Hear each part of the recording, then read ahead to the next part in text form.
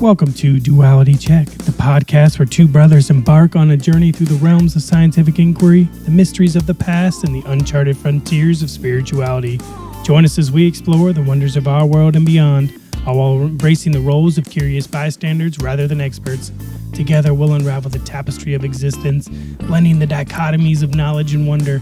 Get ready to question, ponder, and delve into the dualities that shape our understanding of reality on Duality Check. I'm Drew. And I'm Dean, and welcome to episode number 82. Welcome. We're going to go back into Alien Interview, and I think this next chapter is definitely not as long as the last one.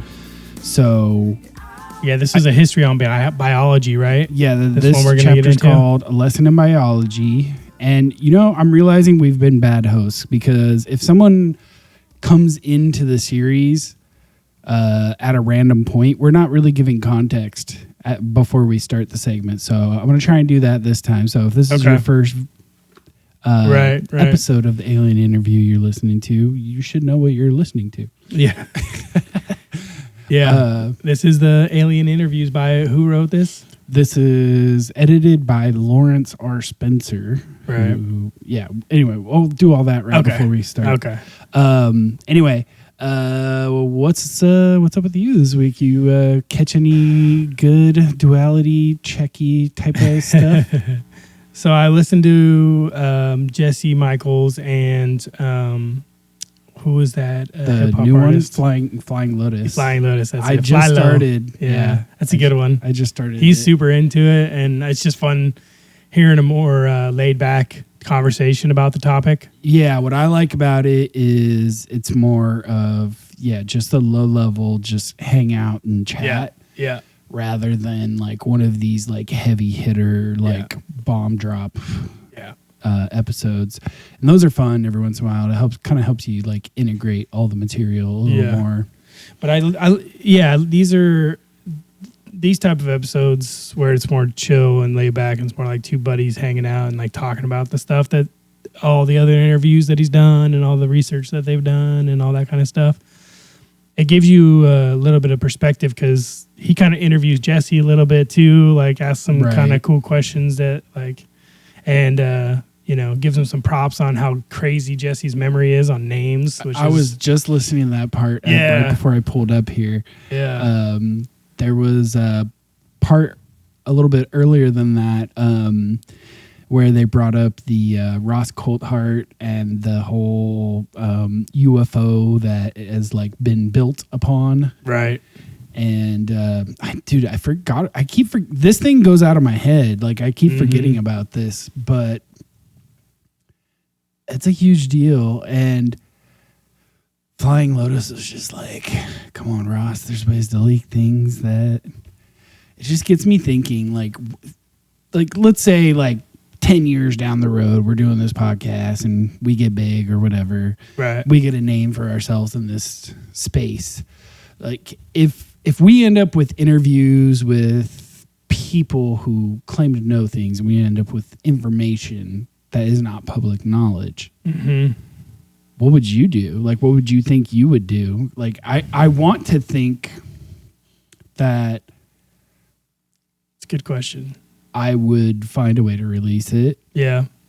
Well, I mean, if you're talking to people and they're telling you on the podcast things, sure, it's obviously you're going to release a lot of stuff. But when you're like a journalist or like Ross Coulthart, like there's very clear and you're doing ethics around like on and off the record type of conversations. And a lot of times your interviews start out as, fact finding and, making sure that the person is who they say they are and they have the, so a lot of the prep work for those interviews happens with no camera, no microphone, So if any information is divulged during those times, and it's clearly stated, hey, like I don't want you to put this in there, or I just give you no permission to post this at all, right? Right. I mean, yeah, you'd want to, like, I'd imagine if we had, say like how Joe Rogan or Jesse Michaels does, where they have these interviews with people, but a lot of times if they're coming in and they're coming to you, you go out and you have dinner, you have a conversation beforehand, and maybe things are said there that are clearly saying like, hey, we're not going to bring this up on the podcast, but right. And there's been multiple times like on Joe Rogan where people are like, I'll tell you after. Yeah, exactly. And it's clear they don't want everybody to know, right? But why is that? And, I think for myself, if it's not clearly stated that you don't want me to say something, then I'll probably say it. Yeah. That's just how I am. Because if you're just giving me a vibe that you don't want me to say it, that's not clear enough for me to be like, that's off limits. Right. In this particular instance, Ross sort of cites that it would put people at risk. Yeah. And that's a whole nother thing. Mm-hmm. But for me, like as the libertarian in me is like, is this putting government operations at risk, or is this putting like innocent civilians at risk? Like, is this putting people at risk because there's a government base on top of it and they're studying it, and if he makes it known, then people will flood it, like they talked about flooding Area 51. Is that the type of risk? Because I don't necessarily feel the same about that type of risk as I would like actual like person's there are private, safety, like family homes on top of this thing. Yeah. And those poor families would be put at risk by it, right? So yeah, I mean it is a distinction too, right? Like if it was just that the risk is that you're risking the government's not going to be able to operate in the same way that it is normally, with the secrecy and the impunity. I think that's a risk I'm willing to. Yeah, I wouldn't protect that per se because I don't value. See, this is the thing, and this is part of like what I ultimately want the purpose of this podcast to be, and this is why we've gone over a number of the topics that we have. Even though we haven't really touched on too much of the libertarian stuff, we've done a couple episodes, and we're overdue for more. Mm-hmm. But I think it's important, and it makes us a little bit unique. What I see when I look in the UFO space is I see basically two types of people. I see like conspiracy-minded people who don't trust the government.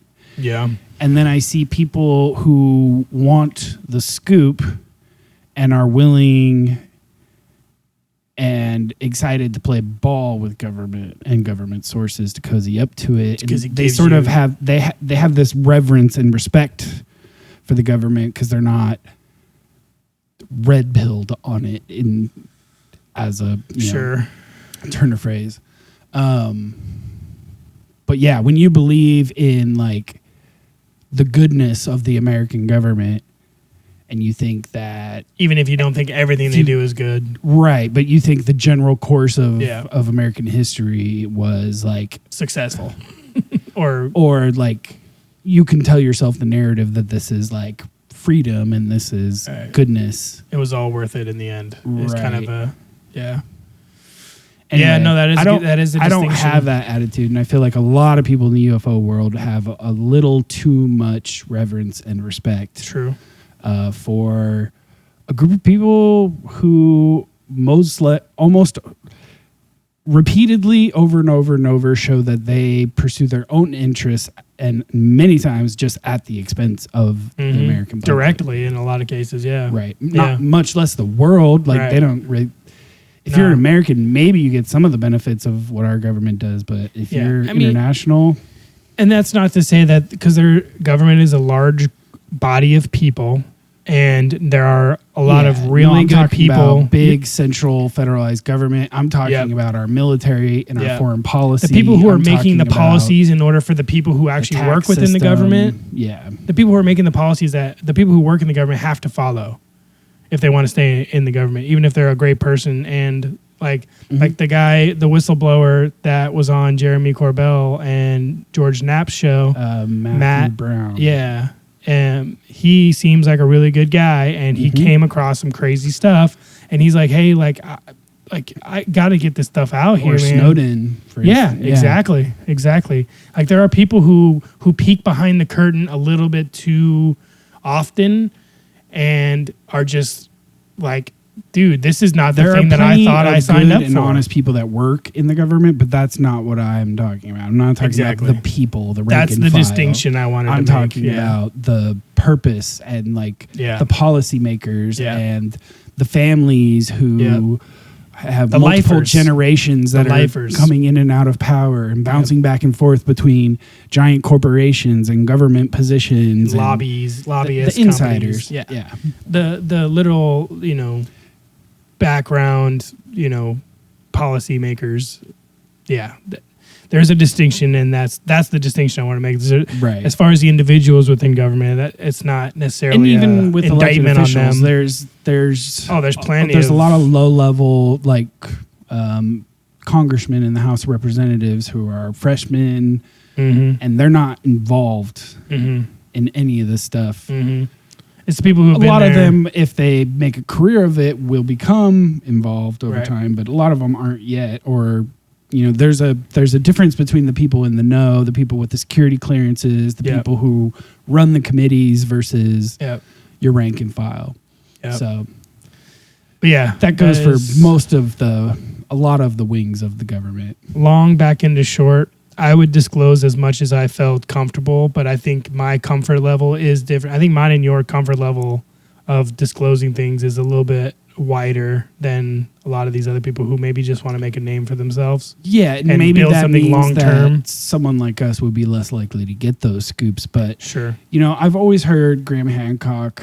There's this thing he's talked about multiple times on multiple interviews where he will talk about like secret societies like the Freemasons and whatnot, and he'll talk about like the types of knowledge that they maybe have or protect, but he'll, when asked about it, he's like, no, I would never join something like that because I feel it would be at odds with my journalistic integrity, because if you're a member of one of those organizations, you have commitments to what you can and can't say. And as a journalist, that's at odds with what I'm Telling the truth. committed to do, Yeah. which is telling the truth to my audience as I Yeah. see it. Right. So, That's a good point. yeah, that's kind of the attitude I would think I would want to pursue. I agree.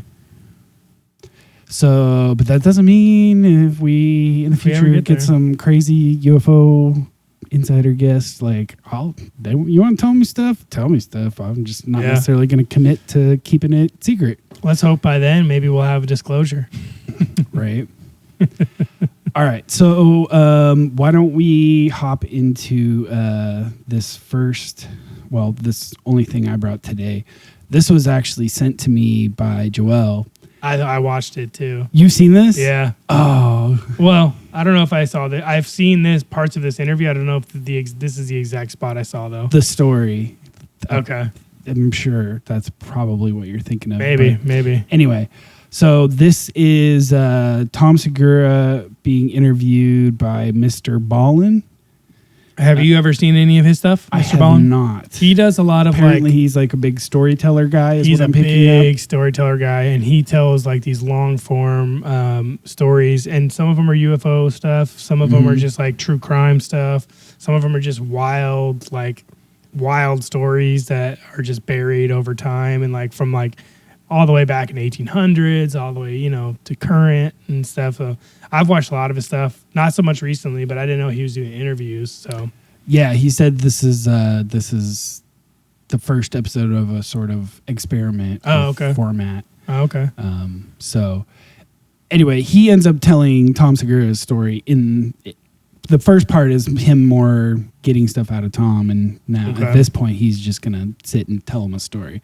But the story is super interesting. So Yeah, let's check this out. Let's check this out.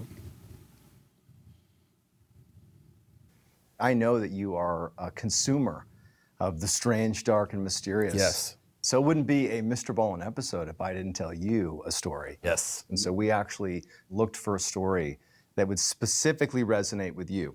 And I'm so excited right and now. we even, the way we got the story, this is the context part. This story isn't really on the internet. Like, we heard references to it and we tried to find the source material for it, but we couldn't. Like, we literally looked, we couldn't find it. It's a story out of Mexico. And so we finally had our Spanish language researcher track down this library in Mexico that had a copy of this story. There was a very unique recording and transcript, and it's being stored like locally at this library in Mexico.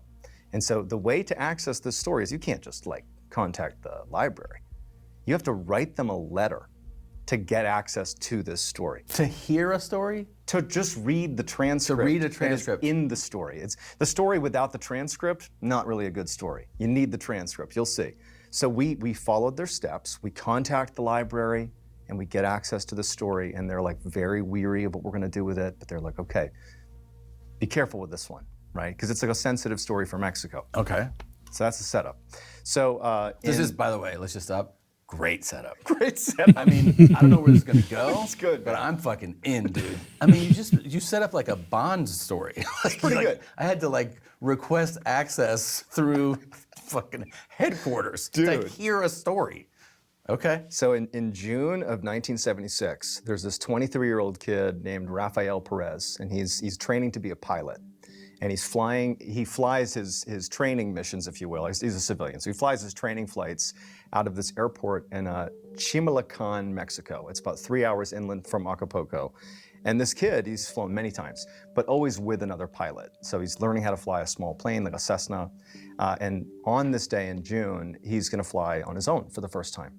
The flight profile was very simple. You're gonna take off like you always have, fly in a loop, come back and land. Nothing more to it. You're basically demonstrating you can do it without panicking on your own. Yeah. Right?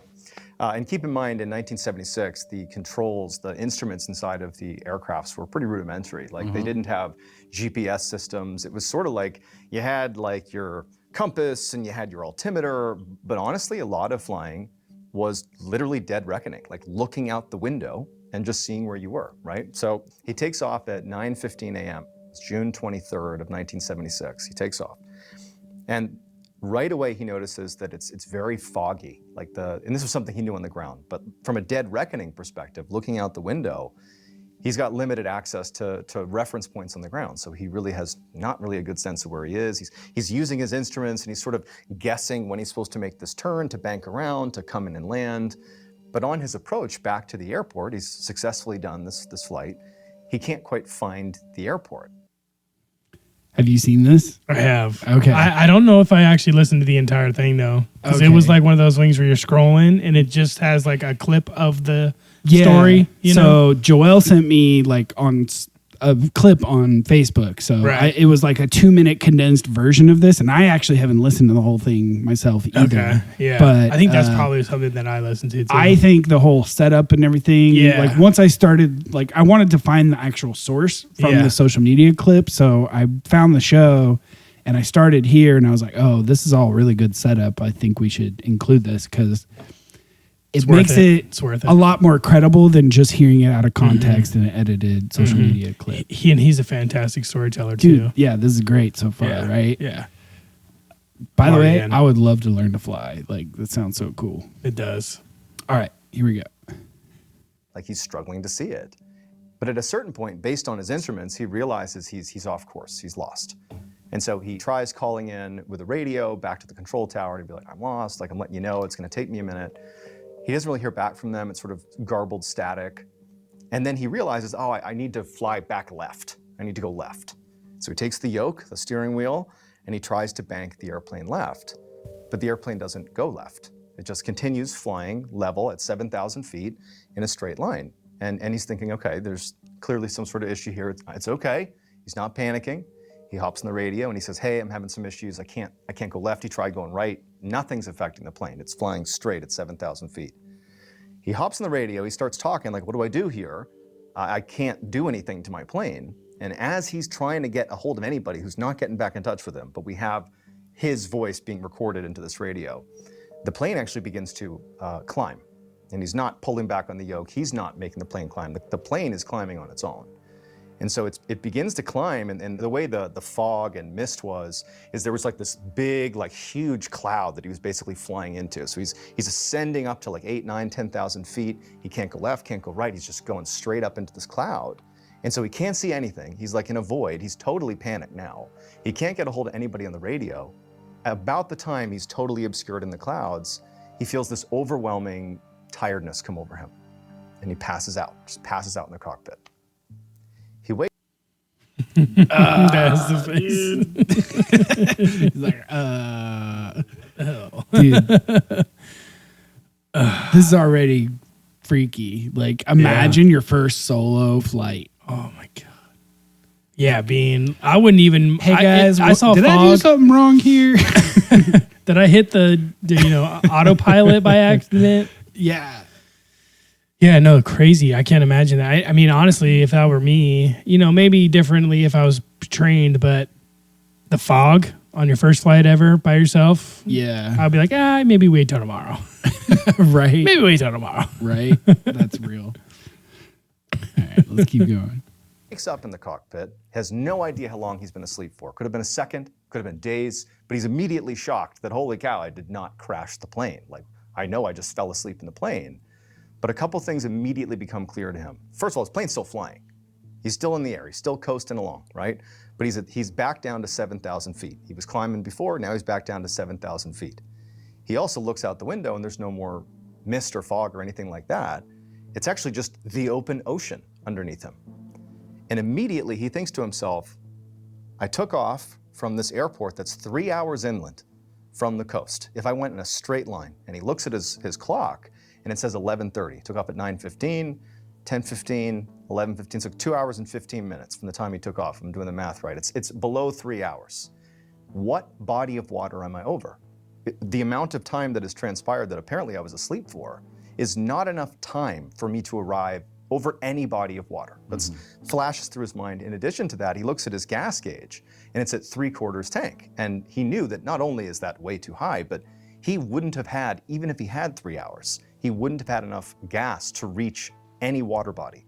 So wouldn't have had enough gas, but have 3/4 tank of gas. Also, again, how did I get here? I have no idea how I got here. Has no idea where he is. And as he's like coming to like, what's happening here? Somebody chimes in over the radio and goes, hey, are you there? And he grabs this radio and he's totally frantic. He's like, hey, I fell asleep in my plane. I don't know where I am. And there's a pause, and this is all recorded. There's a pause, and the guy on the other end, he introduces himself sort of cautiously. He's like, hey, this is Carlos. Are you alone in your airplane? And Rafael is like, of course I'm alone. Like, where am I? What? I think I fell asleep. I don't know what's going on. And Carlos's reaction is just sort of, okay, well, listen, here's what we're gonna do. You're just off the coast of Acapulco, and for the last hour, you've been flying out over the water. You just kind of showed up, right? And by the way, going back to the timeline, he arrived off the coast of Acapulco now an hour earlier. That was 10:30 in the morning, took off at 9:15. Takes 3 hours to get there. He apparently did it in about an hour and 15 minutes. So he's circling over the water, and Carlos is like, hey, just come into the airport where I am. I'm gonna get you in there, you're gonna land, and we'll talk to you then. And so Rafael is just happy to be alive at this point. He comes in, he lands at the airport in Acapulco, and as soon as he gets off, there's these people in suits that are there to meet him. Dude, this is already so crazy.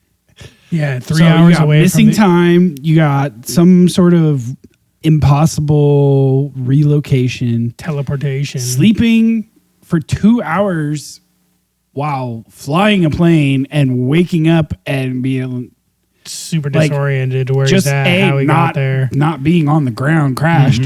You know, Dead, yeah, waking Yeah. up in heaven. Shit. so Sheesh. oh man, So disorienting. I couldn't imagine.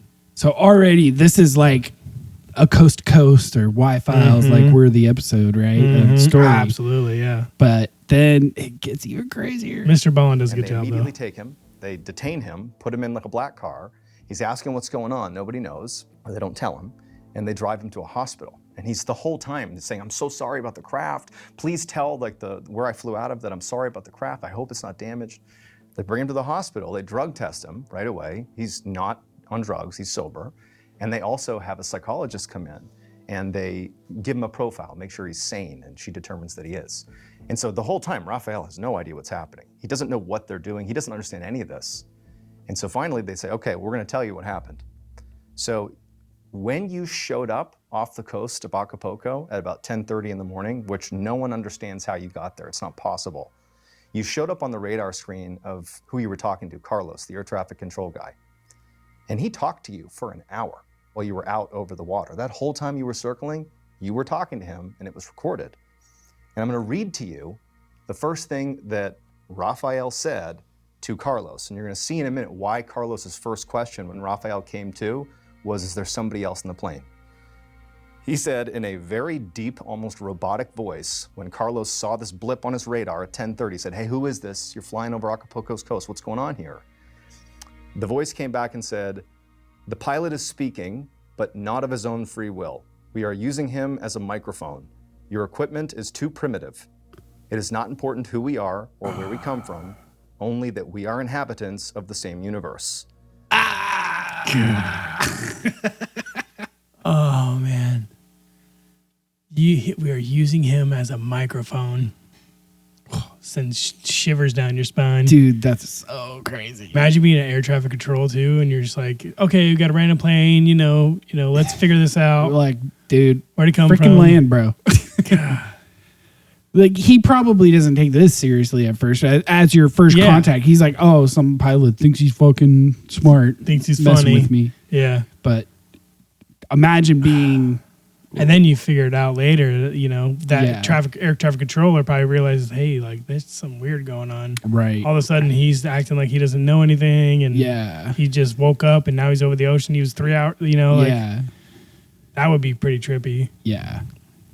Can't believe we never heard about this 30 before. to 45 minutes, the voice being projected through Raphael talked about humanity is the only intelligent species in the entire universe that uses warfare and conducts violence on each other, and you are poised for a nuclear holocaust, and you may be exterminated if this continues. And then at about 11:30, Raphael wakes up, and his voice changed completely, and he's like, oh, what's going on? I think I fell asleep at the wheel. And that's why Carlos is like, wait a minute, I've been talking to you for an hour. And he's like, is somebody else in the craft with you, right? No one has any idea how Raphael wound up over the coast. They examined his plane, nothing wrong with his plane. It really was 3/4 tanks of gas. Didn't make sense how it got there, nobody knows. Raphael has no idea how he got there. And the Mexican government quickly took this story, buried it, and now you can only access it in this obscure library in Mexico. That's a great story. So what's your take on what happened? Dude, I want to see... Dude. Man. So, as a quick coverage of this story, it's great. But there's got to be more juicy details in that transcript. Like, come on. I mean, at least give us more of the conversation between this hijacker, if you will, right, and the air traffic control person, Carlos. Yeah. Because I don't think, he didn't seem to have covered everything because they were talking for an hour. No. He basically summed up 45 minutes to an hour of conversation as warning us about nuclear holocaust. Sure. And which there might be some violence, mundane stuff in there too. Sure, but that's the most interesting stuff to me. Yeah, no, exactly. Now we got to find this. We got to find the library and email, dude. And try to get the story ourselves. I know. Like, where is this transcript? Someone release it. We got to figure out maybe Mr. Ballin. Too bad John's not getting married in Mexico anymore. We can take a detour. That would be cool. All right. Well, anyway, quest. I don't know how much more is in here, but I'll leave the link for you guys. If you want to hear Tom Segura talk about it, you can finish out the podcast. This seems to be where it goes conversational. But that story is nuts, That's man. such a cool story. Yeah. I mean, how would it, if they're saying the thing that they did say was our technology is so primitive, but yet they're able to teleport it over the coast. Like, what's the importance of that? Well, it may or may not have been teleported. It could be. So if this Or is like some they sort of tractor beamed it or something where they just froze it in time and space. right. Like they could have done something like that. And maybe with- there was more that happened between just Javier and I think it was Javier. I can't remember his name. Raphael and this hijacker. Maybe more happened in that time between. Right. They may have communicated with him during Yeah. that time, Yeah. and that may be something or an abduction, right? that is only accessible through like. Because that's in some ways this pattern matches the abduction experience, right? Yeah. So maybe he would need to be regressed to access what Maybe. happened during that time. which would be a cool follow up to do. Yeah, And this was in the 70s, right? yeah, 76 or something like that. somewhere right around there. Yeah, Yeah. So he's probably still around. yeah. Who knows? Maybe in his, because he seemed like a young Maybe guy if getting you his look pilot's up license. the actual story in Mexico and you get the transcript, I wonder If there's names, if details like the full name, family or- names and stuff. right, are available. Wi-Fi's, get on it. Somebody go dig. One day I'd love to have the resources to To go and do that. chase kind of down stuff like that. Chase down some leads. Yeah. Anyway, I thought that would be a fun way to start the show. That's a good one. I did see this, and I think I actually probably saved it on Facebook for us, but I forgot because I save so many damn things all the time. Well, thanks, Joel, for saying Yeah, this. 'Cause thank you, this Joel. is literally the perfect fit for the show. So perfect. And it's a great setup for our topic tonight, which will Absolutely. be an alien interview. So, All right. anyway, let's take our first break. Cool. And we'll be back. All right. See y'all in a bit. It's like the treasure of the Sierra Madre or something. You go to thrift shops and you go to garage sales because you think you're going to find something that's, real rare. And, most of the time it's a total waste of time. But once in a while, you'll come up with something that'll whet your appetite. I used to think I'd find life at the bottom of the crates. Problems go away, but that's not the case. Trying to find my place in this place and escape it. Found freedom in my own way every time the bass hits. Unplugged from the matrix, a little vacation. I'm patient, waiting. They used to say I was vacant, quiet and weird, and I gotta admit, I was never here. My mind always wandering and pondering life beyond the lights that they blind us with. Something's gotta give, but I stay positive. I know sometimes the fall can feel bottomless, but it's not the end. The bitter and the sweet start, it all depends. Till the end, my sweetheart, that's for life I'm in. So grab a Heineken, a pop a pill, whatever helps. Just know you create yourself a temporary cell. So just get away, let's get away, just get away.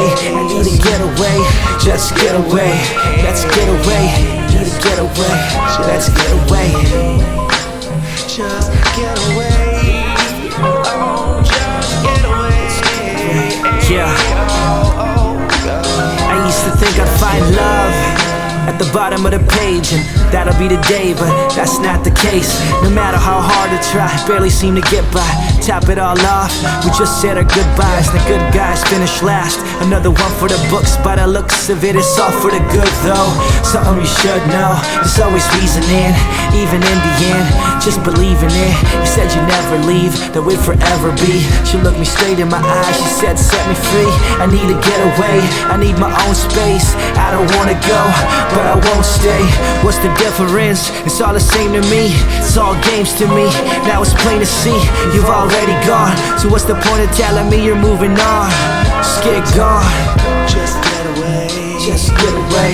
Just get away. I need to get away. Just get away. Just get away. Just get away. Just get away. I started record collecting when I was 15 or 16 years old. I started getting interested in jazz. Prior to that, I had collected comic books. I was always a collector. I admit to having an obsessive compulsive quality in me. Welcome back. All right, y'all. Just going to do before we hop into the book here, while Dean gets his book ready, I'm going to show you all what we're drinking this week. We got the West Side IPA from Cali Craft Brewing Company. Yeah, it's pretty tasty. Not bad. Yeah, it's like a West Coast style IPA. Mm-hmm. Yeah, it's not bad. Do we have a description on it, or? West Side IPA is full of contradictions, bold but laid back, craft but chill, hoppy but refreshing, double dry hopped with Citra, Simcoe, and Idaho 7 hops, punching with notes of tropical citrus with a bright finish. It's a 6.5 ABV. Yeah, Yeah, I like it's it. pretty tasty. I'm a fan of Citra and Simcoe hops. I don't know what these Idaho 7 ones are. I've never but had I like Idaho 7 this. either. Yeah, but the Citra and Simcoe, I like. If Yeah. I see those in the beer, I'm like, yeah, that's gonna be good. Yeah. Especially if you add that into like a hazy too. Mm-hmm. Like I'm all in on those. And the cold infused. Have you seen the cold infused Citra hops? Have you seen that in the Cold beer? infused? Or, Is that like freeze dried, or is that brought? Or okay, so it's infused with cold water, is what I'm assuming. I think what it is, it's put in after the boil process. That's what Yeah. something like that. Yeah. Yeah. So, which is, I think they usually just call it dry hopping, unless they do some other prep to the hops. Unless there's some like soaking or some sort of like because some sort of like cold infusion, which is like you would soak it in like a cold water, maybe like a bath that's like a constant flow of cold water, maybe, and it brings out the certain aromas or something. maybe, yeah, because you definitely, so like when you do your boil, there's different points where you will want to like add hops. Yeah. And then some of them you only add after the fact, after it's cooled down, then you add them in, and it gives it, because the hops don't get cooked, you Right. get a different flavor profile out of them. That's like I think that's the dry hopping. There's another way where I think some people add it later on, like after it's already been like partially fermented, then they'll add. So anyway, there's a lot of weird techniques that people use. I'm not sure what the cold infusion is. You know, If we maybe need to do that's now? like forcing. We'll have to look it up. We gotta make a beer. We got to make a duality check beer. Yeah, I got all the stuff. I haven't need to do it, brewed bro. in a couple of years, man. I know. So it would The be last fun. one you guys did, the last ones you and Jason did were really good yeah, too. the DJ IPA. So good, dude. Yeah, so we found this really cool. We found this recipe, and we made our first beer off of this recipe, which had all these hops. We wanted to go for like a super hoppy, classic West Coast style. Yeah. And it was delicious. And then the second time, we wanted to do the same recipe, but instead of using that variety of hops, we wanted to just use one hop. Right. And the idea was that Throughout we would do it multiple times and use different hops every time with Yeah. the same recipe, Yeah. so that we could get a real objective way of learning the taste of the different hops. Right. But we only ever made the first one, so Dude. I've only brewed twice so far. We should do another one. At least me and you. If Jason wants to hop in on it, I'm down for that too. Hop in. But yeah, we're gonna go golfing with him tomorrow, actually. So we'll talk about it, baby. We'll have to talk about that. 'Cause he's got a nice spot we can go and do all the cooking and boiling and stuff. Yeah, we did it at their place last time. Didn't you come by? Mm-hmm. Yeah, that's right. Yeah, I came by a couple times and just watched mostly. Yeah. I think I helped stir or something, whatever. Sure, But sure.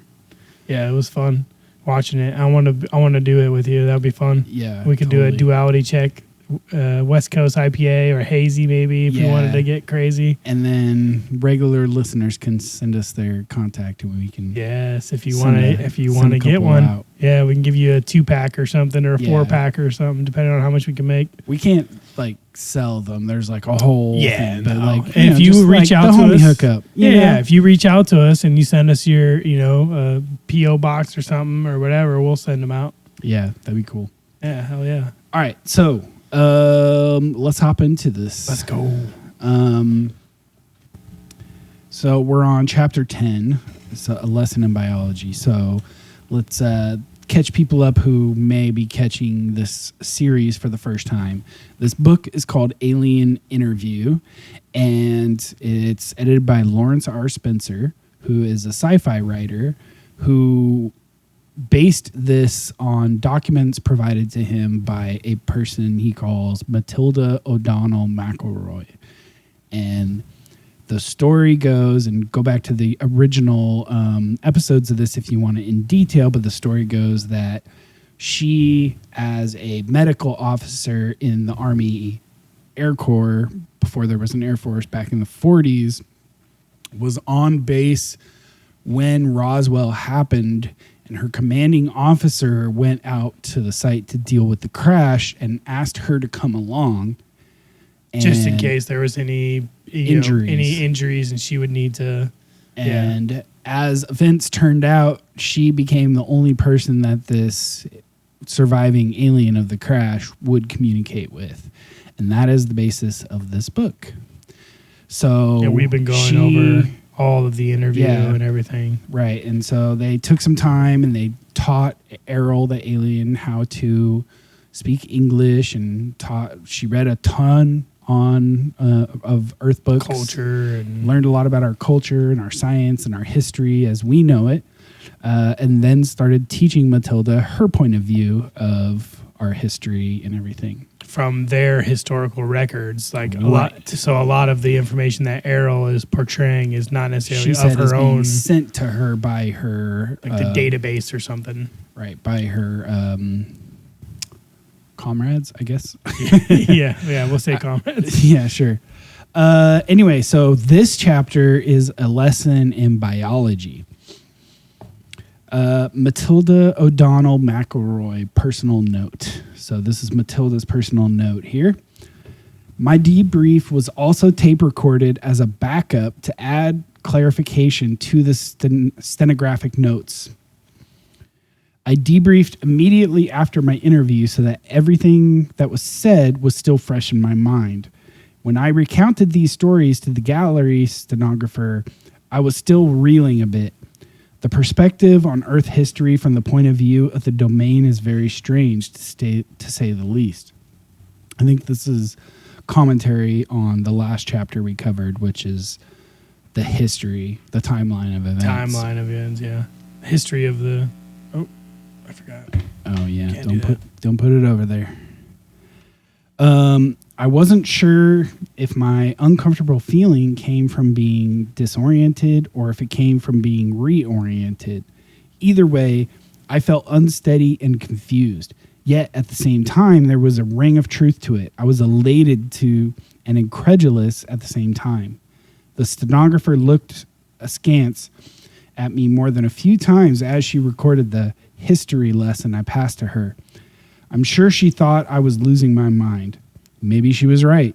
However, if my mind had been filled with hypnotic suggestions and false memories by the old empire, as Errol suggested, perhaps losing my mind would be a good idea. I didn't have much time to ponder my own personal thoughts about these things at the time. It was my duty to get all the information I could from Errol and pass it on to the stenographer as soon as Errol was finished. My job was not to analyze the information, just report it as accurately as possible. The analysis would be left to the men in the gallery. That's her nickname for the group of government goons surrounding her. Staring at him and watching him at all times. Wanting to get specific information out of Errol and whatnot. Or whomever else was receiving copies of the transcripts.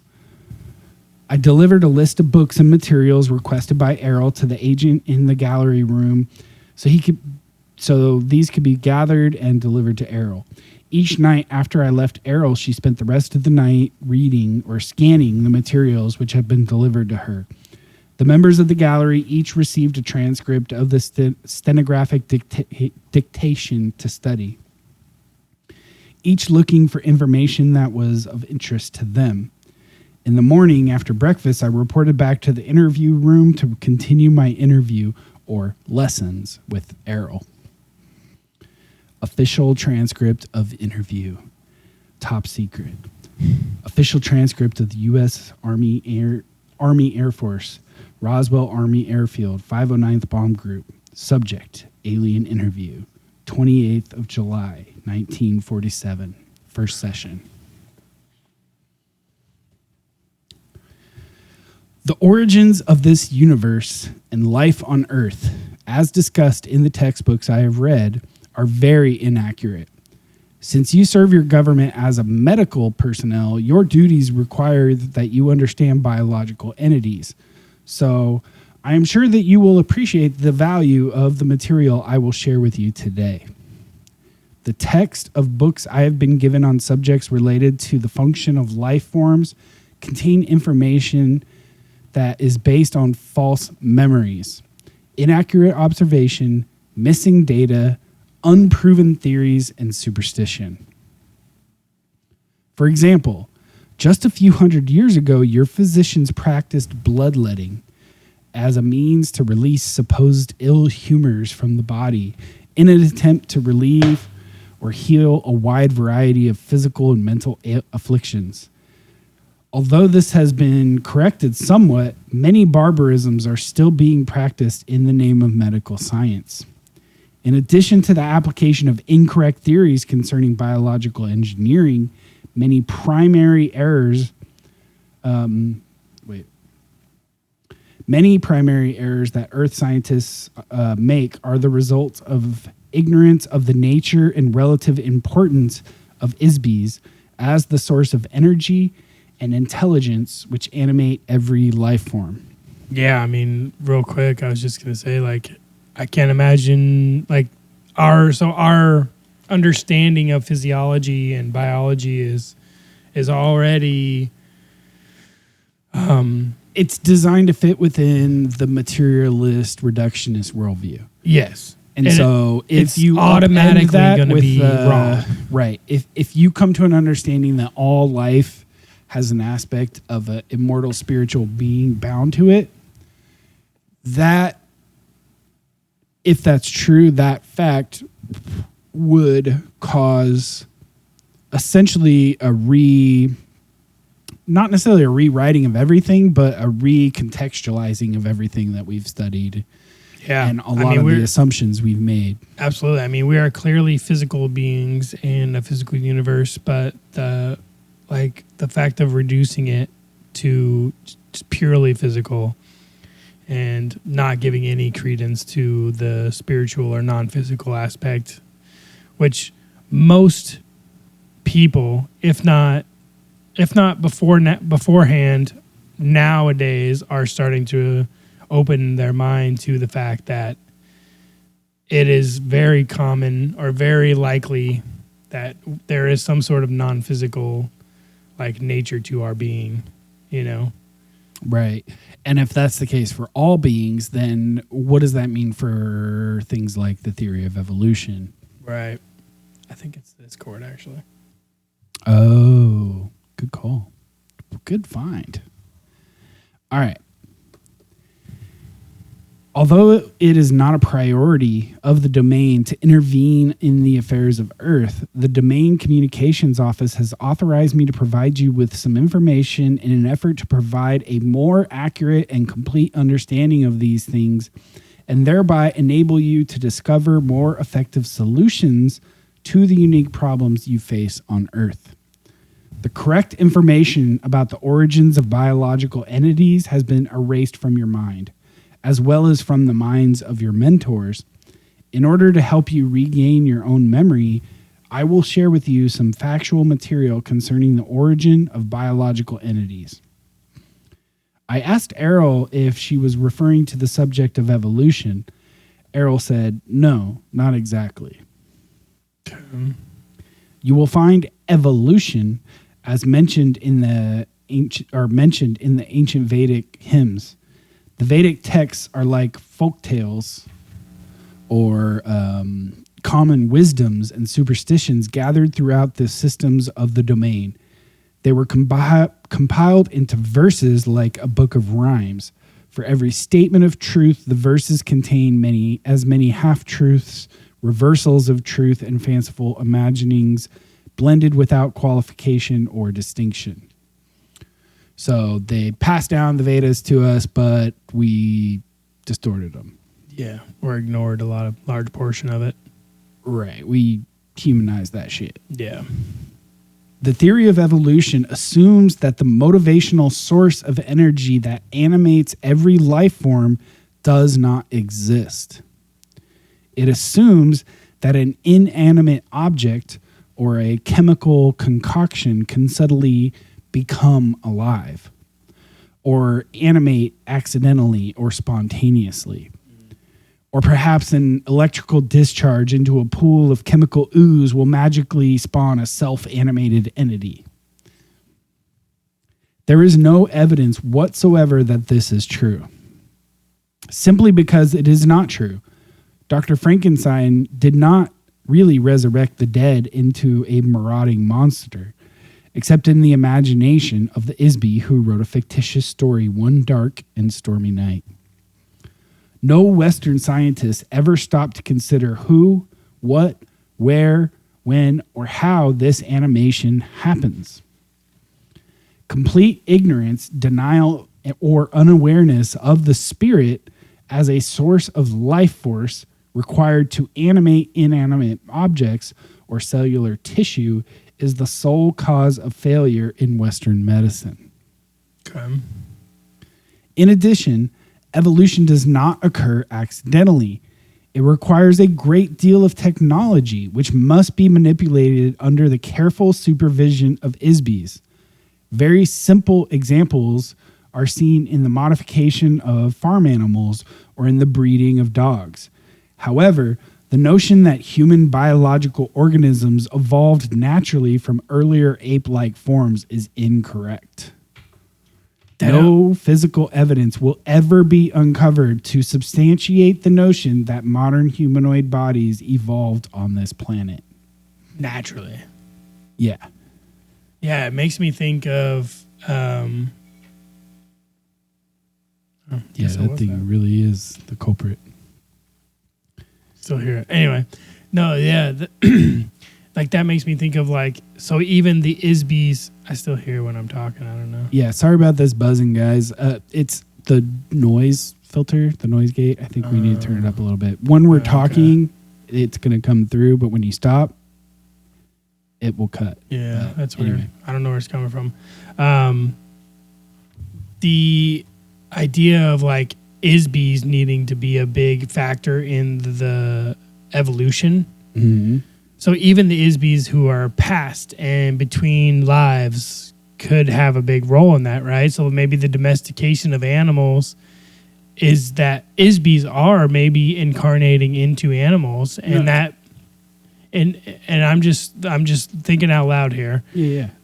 That possibly the changes that are necessary to prolong or to that are necessary to make life adaptable are something that's happening outside of physical.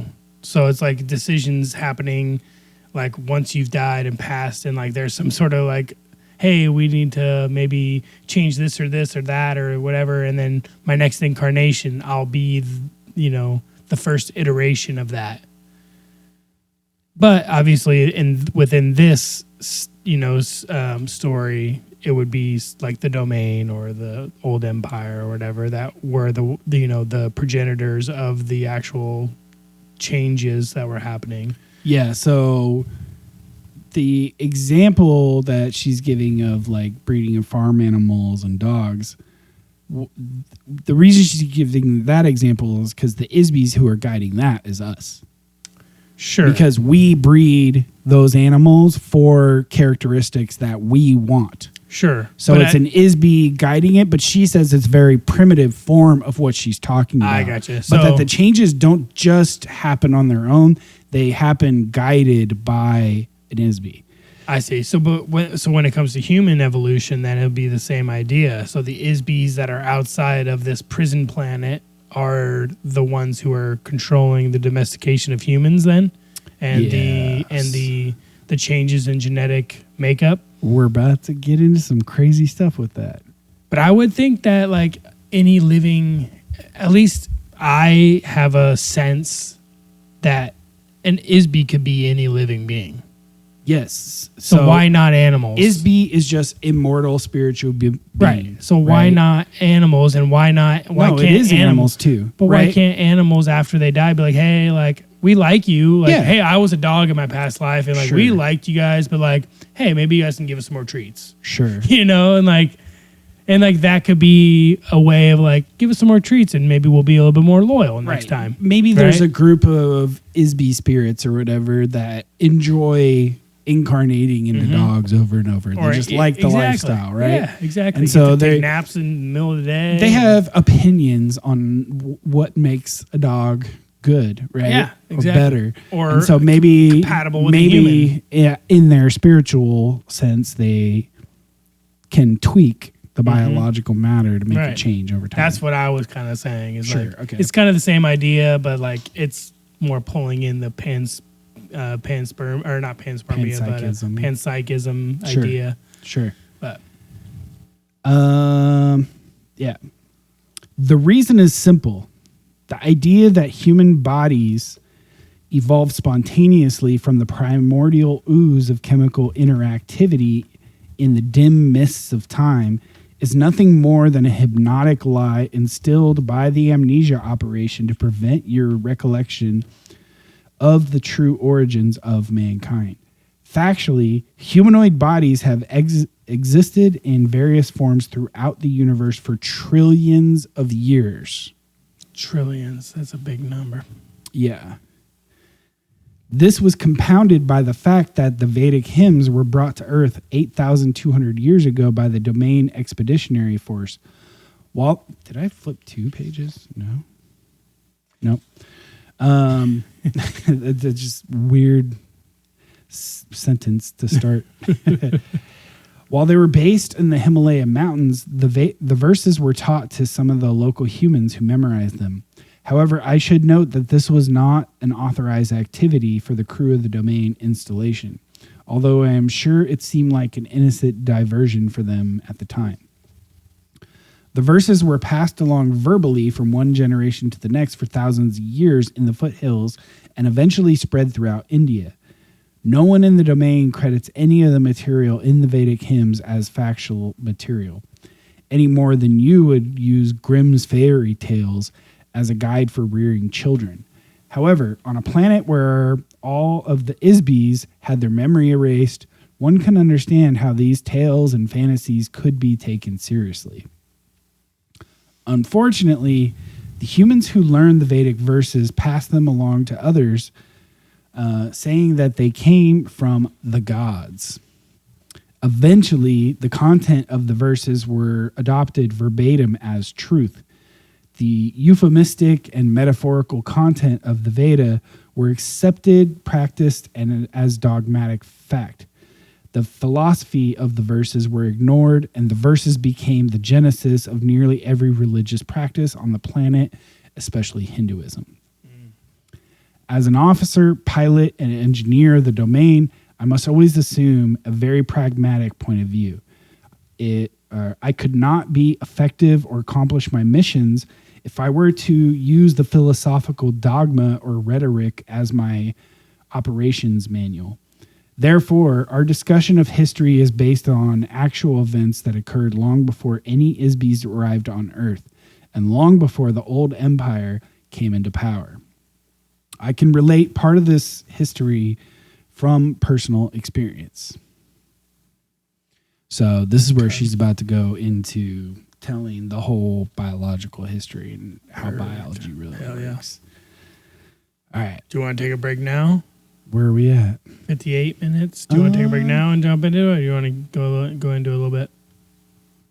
Yeah, we could take a break, but yeah. So yeah, I think the idea of the Vedas being so basically what she's saying. So if you remember in the last chapter in the timeline of events, they had a crew come down, build a base in the Himalayas. Were attacked immediately. They were attacked by the old empire. Yeah, but maybe in the process of them being there is when they started spreading these like Vedic hymns and stuff. just, because this is entertaining themselves with the local life here. Well, and they had said that like they brought this new age religion to the earth as a way to combat in a way Right. the old empire's religions. Right. So it sounds like it was more of an unofficial experiment in that rather than like a well thought out strategic plan. Exactly. So like, whereas like you may have, if you've been following our coverage of this, like you may have thought that like these new age religions are the end all be all like of this domain. It's more of like an experimental type of like. Well, yeah, it's what she's saying is they kind of set these things in motion, but then once the humans got a hold of them, they started changing, tweaking, and some of the stuff's totally reversed from what it was originally intended as. Yeah. And a lot of it was stripped, it wasn't managed. It wasn't or was taken as dogmatic with like obsessiveness over the language rather than learning from the philosophy embedded in it, right? Yeah, yeah. It's just like in Christianity, there's the people who are really hung up on the specific words in every verse rather than like the general philosophy and teaching of Jesus, right? Mm-hmm. Mm-hmm. And that can lead down some dark roads. Very, very much so. And I think that's a lesson, like even with the new age stuff, right? Right. Is to like say, hey, take everything with a grain of salt and just, you got to resist the urge of being dogmatic. Like unless you have some verifiable source, like an experience with the divine or whatever it is that you think is the divine. But even then that could be a false flag or some sort of like, heretical thing, or it could be a Plato's cave situation. Yeah, right. Exactly. Where you're being taught by somebody else who's also in the cave. Right. You're being told the truth by somebody who's also trapped in the cave. Right. Right. You escape the cave only to not realize you're in yet another more elaborate cave. A larger cave with a being bigger told fire. A whole new story with a bigger fire. Yeah. And then you escape that one, and then instead of shadows on the wall, it's LCD TVs. And you're like, oh, this one's totally true. Right. But then you escape that, and you're like, oh, nah, that's just TV. This is even better, but you're just in a VR world, and maybe we get out. Could be like layers of this cave that you're escaping into, and maybe we get out.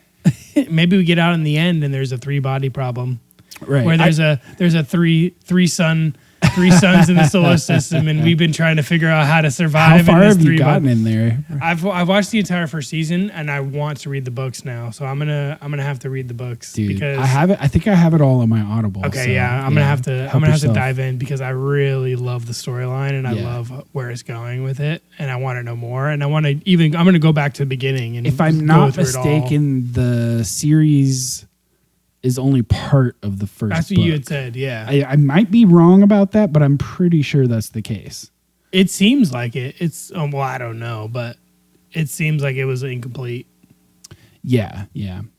But obviously there's more seasons to come and more books, and obviously so. Right, but yeah, right. I definitely am. I love the storyline. I love the whole. And now that I've seen it, my brain, the way my brain works, I love to have a visual to the things that I learn. So now that I've seen the worlds, the book will come alive on its own because I have the imagination to connect those two things together. So I'm definitely gonna be. Anyway, yeah. Well, make sure to report back in on how you're liking it because it's a cool series. I will. Yeah. All right, let's take break number 2, and all right. We'll be back. All right, see y'all in a few minutes. I've been caught in a storm before. You turned and said to me I was out past the shore, sailing towards a dream, and I promised myself that I never sail one step off my coast, coast, coast.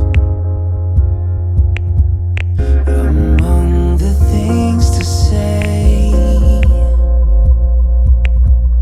among the things to say, among the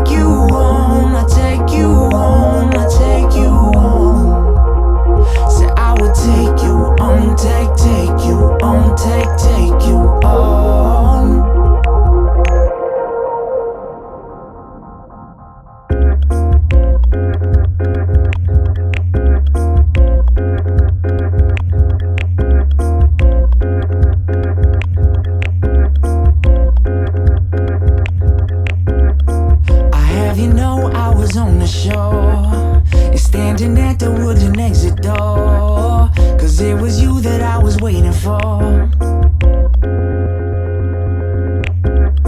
Yeah, that was me standing on the shore and knocking at the wooden exit door, 'cause it was you that I was waiting for. I would take you on, I take you on, I take you on, I take you on, I take you on, I take you on, I take you on, I take you on.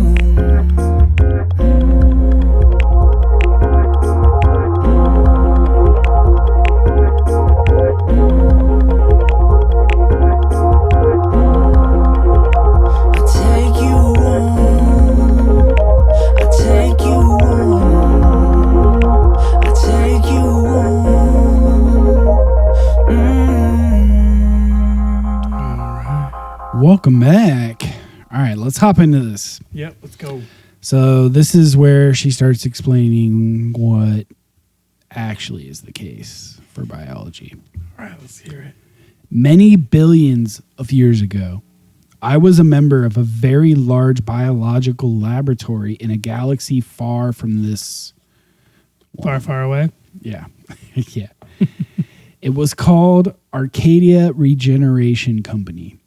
I was a biological engineer working with a large staff of technicians. It was our business to manufacture and supply new life forms to uninhabited planets. There were millions of star systems with millions of inhabitable planets in the region at that time. There were many other biological laboratory companies at the time also. Each of them specialized in producing different kinds of life forms, depending on the class of the planet being populated. Over a long span of time, these laboratories developed a vast catalog of species throughout the galaxies. The majority of basic genetic material is common to all species of life. Therefore, most of their work was concerned with manipulating alterations to the basic genetic pattern to produce variations of life forms that would be suitable inhabitants for various planetary classes. The Arcadia Regeneration Company, which is ARC, it's the ARC. Think about that. I just put that together. Specialized in mammals for forested areas and birds for tropical regions. The ARC. Yeah. Our marketing staff negotiated contracts with various planetary governments and independent buyers from all over the universe. The technicians created animals that were compatible with variations in climate, atmospheric and terrestrial density, and chemical content. In addition, we were paid to integrate our specimens with biological organisms engineered by other companies already living on a planet. In order to do this, our staff was in communication with other companies who created life forms. There were industry trade shows, publications, and variety of other information supplied through an association that coordinated related projects. They were having conferences. Yeah. They were having full-on like biological conferences. I mean, where they're showing off their dragons and their... If this whole civilization is real, it makes sense, right? Like that's a natural thing where you get people in industries to meet together, to share what they're learning. Hey, come check out this dragon I just built up. Hey, maybe it'll be perfectly compatible for your volcano, planet. Right. Yeah. Dude, you see what I'm saying? Yeah, like, bro. It feels like this is going in a very sci-fi direction here. Mm-hmm. But if you accept the premise that Errol is giving, that the universe is trillions upon trillions, if not infinite, with life, and that they own a gigantic proportion. What did she say at some point? Like a quarter or a third of the entire universe is under the domain's control. Yep. And that would be just uncountable inhabited systems. And if there are these advanced life forms, that have this advanced technology, then why not populate and mess with life all over the place? And they make it sound like life, like physical biological life, is not inherent to any planet. Right. Well, That's what they make it sound like. well, what Arrow makes it sound like is that the source is the Isbies. Right. But she never really explained. Well, at least in here that I've seen yet is What's the progenitor of the physical nature of life? right. Were Isbies always spiritual, non-physical? At like, what was the first physical instantiation of an Isbie? Right? Yeah, I would love to know that. Right. Yeah. As you can imagine, our research required a great deal of interstellar travel to conduct planetary surveys. This is when I learned my skills as a pilot. The data gathered was accumulated in huge computer databases and evaluated by biological engineers. A computer is an electronic device that serves as an artificial brain or complex calculating machine. It is capable of storing information, making computations, solving problems, and performing mechanical functions. In most of the galactic systems of the universe, very large computers are commonly used to run routine administration, mechanical services, and maintenance activities of an entire planet or planetary system. Based on the survey data gathered, designs and artistic renderings were made for new creatures. Some designs were sold to the highest bidder. Other life forms were created to meet the customized request of our clients. The design and technical specifications were passed along an assembly line through a series of cellular, chemical, and mechanical engineers to solve the various problems. It was their job to integrate all of the component factors into a workable, functional, and aesthetic finished product. Prototypes of these creatures were then produced. Aesthetic, it was like someone made the freaking what's that freaking like weird? Oh, like the platypus. You know, like that thing is ugly. What's that other one that I've heard? Or about? the cuttlefish. Yeah. I guess it's aesthetic to a certain eye. Like sure. if I you're mean, into it's that, cool as that hell. horror aesthetic. It's cool. Look. But there's some things just look like it's a mishmash of like it was a challenge. Like the oxalotl. Have you heard about the oxalotl? The name sounds familiar. It looks like a Pokemon. It actually looks like a Pokemon. Look it up, bro. It actually looks like a Pokemon. It's insane. Waddle. There. I'll wait till we get it up here, but it's insane. It's spelled really weird, so maybe just hope that Google. Yeah.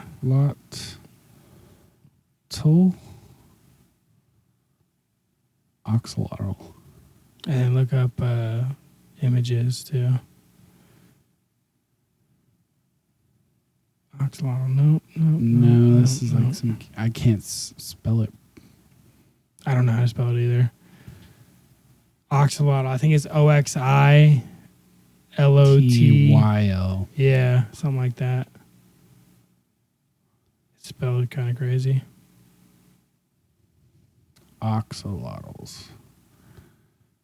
It's an A. Yeah. We're gonna find this for y'all. Yep, that's it. Oh yeah. Look at this thing. It looks like that's a freaking Pokemon, dude. When I first saw it, I like my son who's in like pre-K, like was like talking about it, and I don't know if it was from his school or not, or his daycare or whatever, but then there was like this little like Pokemon looking like figurine that he had, and then my wife had told me, no, this is a real creature. These things are insane looking. Oh, and they're like frogs, like formed from tadpoles. Yeah, they're amphibians. Whoa! They look like a freaking Pokemon. Named oxalotls. Burp. Somebody had to design that, if this is true, right? Yeah, yeah. Somebody just straight up designed this thing. It was like, yeah, let's throw it on Earth. Dude, that looks Look like at a that. Pokemon picture for sure. Yes. That's adorable. Crazy. I want one. It's got little hands and feet. Dude, you put it in your pool, my little doughboy pool in the backyard. Yeah. Dude, that's sick. So cool. So cool. All right. All right, let's keep going. I lost my spot.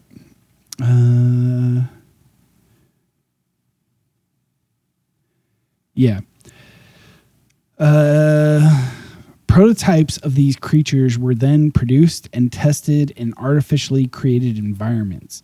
Imperfections were worked out, modifications made, and eventually new life form was endowed or animated with a life force or spiritual energy before being introduced into an actual planetary environment for final testing.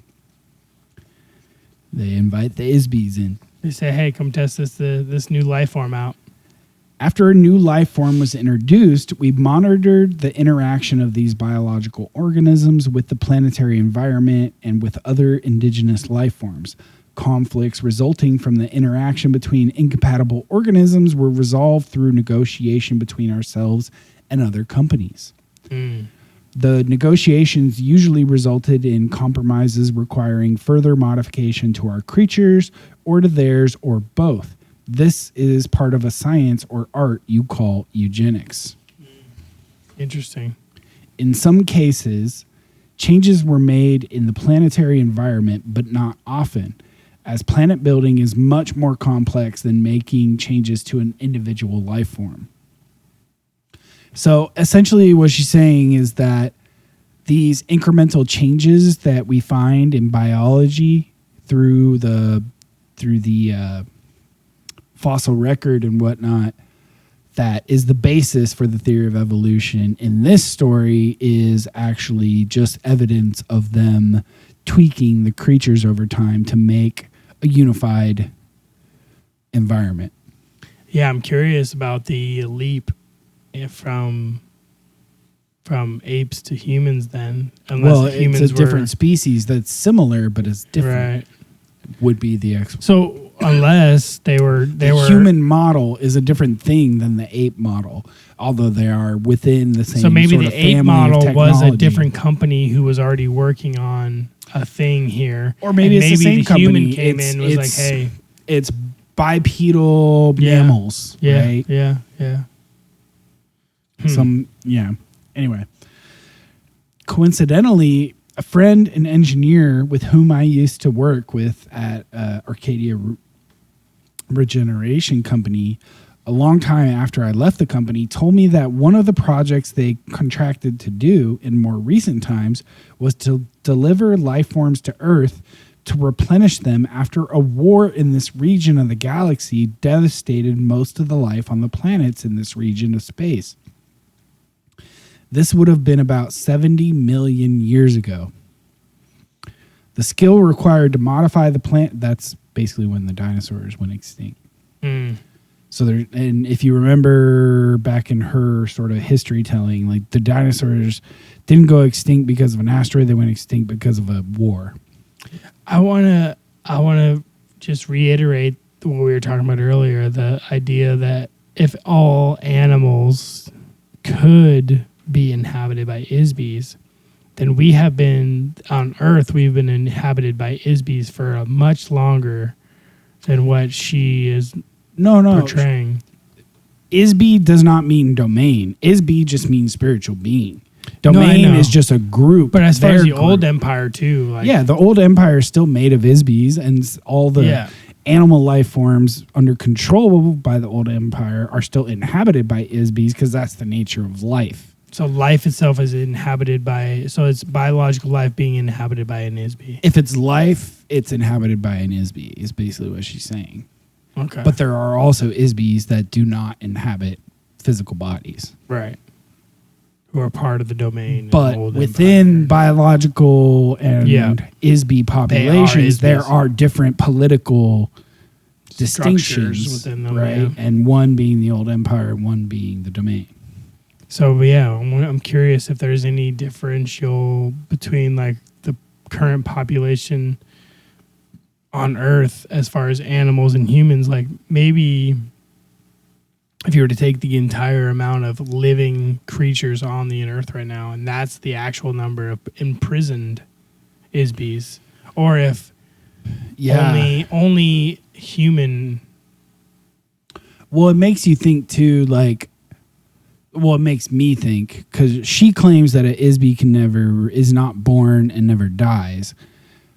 That is strange to me, because I feel that, like, my experience of life tells me that, you know, life multiplies, right? But that's obviously biological life.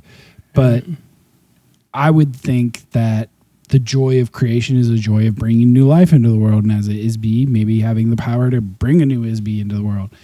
And if there are new Isbys somehow generated because either they always existed, this is back to like basic philosophy, right? Is the universe eternal, or was there a start? In our experience of the world, everything has some sort of beginning, right? And so I can't help but lean a little bit towards that things at least grow over time. And so anyway, what I'm trying to say is that there may be more and less developed Isbys, and less developed ones may inhabit life, like lower animal creatures to learn lessons and then work their way up in the complexity. So maybe... Or they could just be like vacations for a spiritual being. I'm going to be a salamander this time. I don't know. So that would have some philosophical, or at least some sort of like meaning to it, as far as like who is one of these prisoners of the old domain and the old republic, or what is it, old empire and the domain, right? These prisoners that are being sent here. If they are so bad that they need to be sent here, they aren't new, right? So maybe we are sharing life, or sharing our planet with newer Isbys who are working their way up the scale of life to inhabit a sentient, like fully capable, you know, physical being. So maybe we are like the idea of like communication between dolphins or animals, or telepathic communication between, and you see all these like very like rudimentary or like innocent messages that are being told or portrayed between the species, like with Rupert Sheldrake and like all these other, you know, animal communicators. They say that like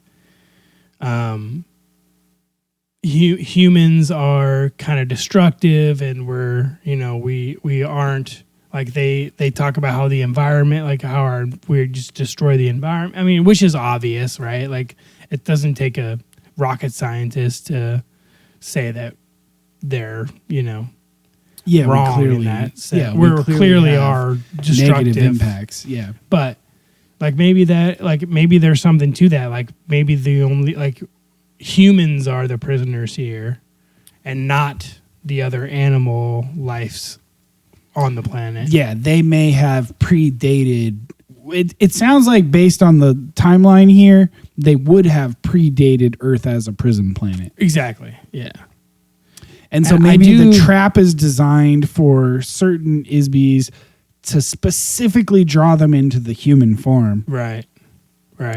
But that sort of conflicts with what we talked about last week, when she was talking about one of her teammates being incarnated into like whales or whatever. Right. But whales are also very complex beings who are very intelligent. It's just mammals, right? So maybe it is degree. Like mammals of a certain degree of like brain capacity or whatever, right? Where they can feel, and, you know, maybe there's something to that. Yeah. But I do agree with you that I think they're, at least with my human capacity, right, is I think they're would be even still a system of creation and destruction of Isby souls, right? Like I think there is some sort of mechanism, you know, however long it may take, like trillions, Sure. quadrillion years before you may, you know, fade to nothing. Or evolve to godlike powers, Exactly, right? yeah, where you're outside of the universe or whatever, you know, whatever the case may be. But I do think there may be some sort of beginning. Yeah. And I would love to know the mechanism for that, but obviously we're not going to know that. So, Yeah. let's continue, though. All right, let's get a little more in before the next break. What you see on Earth, what you see now on Earth is the huge variety of life forms left behind.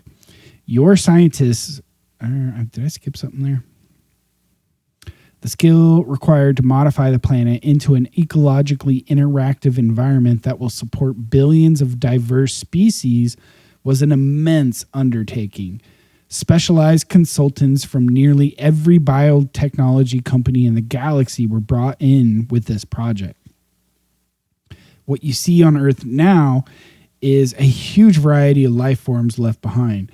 Your scientists believe that the fallacious theory of evolution is an explanation for the existence of all life forms here. The truth is that all life forms on this and any other planet in this universe were created by companies like ours. How else can you explain the millions of completely divergent and unrelated species of life on the land and in the oceans of this planet? How else can you explain the source of spiritual animation which defines every living creature? To say it is the work of God is far too broad. Every Isby has many names and faces in many times and places. Every Isby is a god. When they inhabit a physical object, they are the source of life. For example, there are millions of species of insects. About 350,000 of these are species of beetles. There may be as many as 100 million species of life forms on Earth at any given time. In addition, there are many times more extinct species of life on Earth than there are living life forms. Some of these will be rediscovered in the fossil or geological records of Earth. The current theory of evolution of life forms on Earth does not consider the phenomena of biological diversity. Evolution by natural selection is science fiction. One species does not accidentally or randomly evolve to become another species, as Earth textbooks indicate, without manipulation of genetic material by an Isby. A simple example of Isby intervention is the selective breeding of a species on Earth. Within the past few hundred years, several dog breeds and hundreds of varieties of pigeons, dozens of koi fish have been evolved in just a few years, beginning with only one original breed.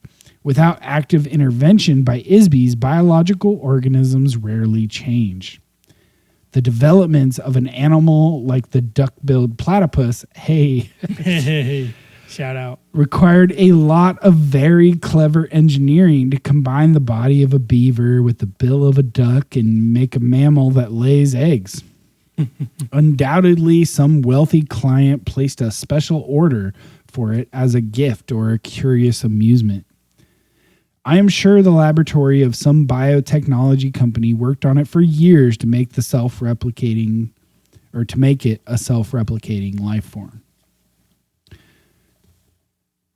Maybe that's a good. That's so interesting. Yeah. Man. Wait, let me do this next paragraph Sure. and then we'll take this break.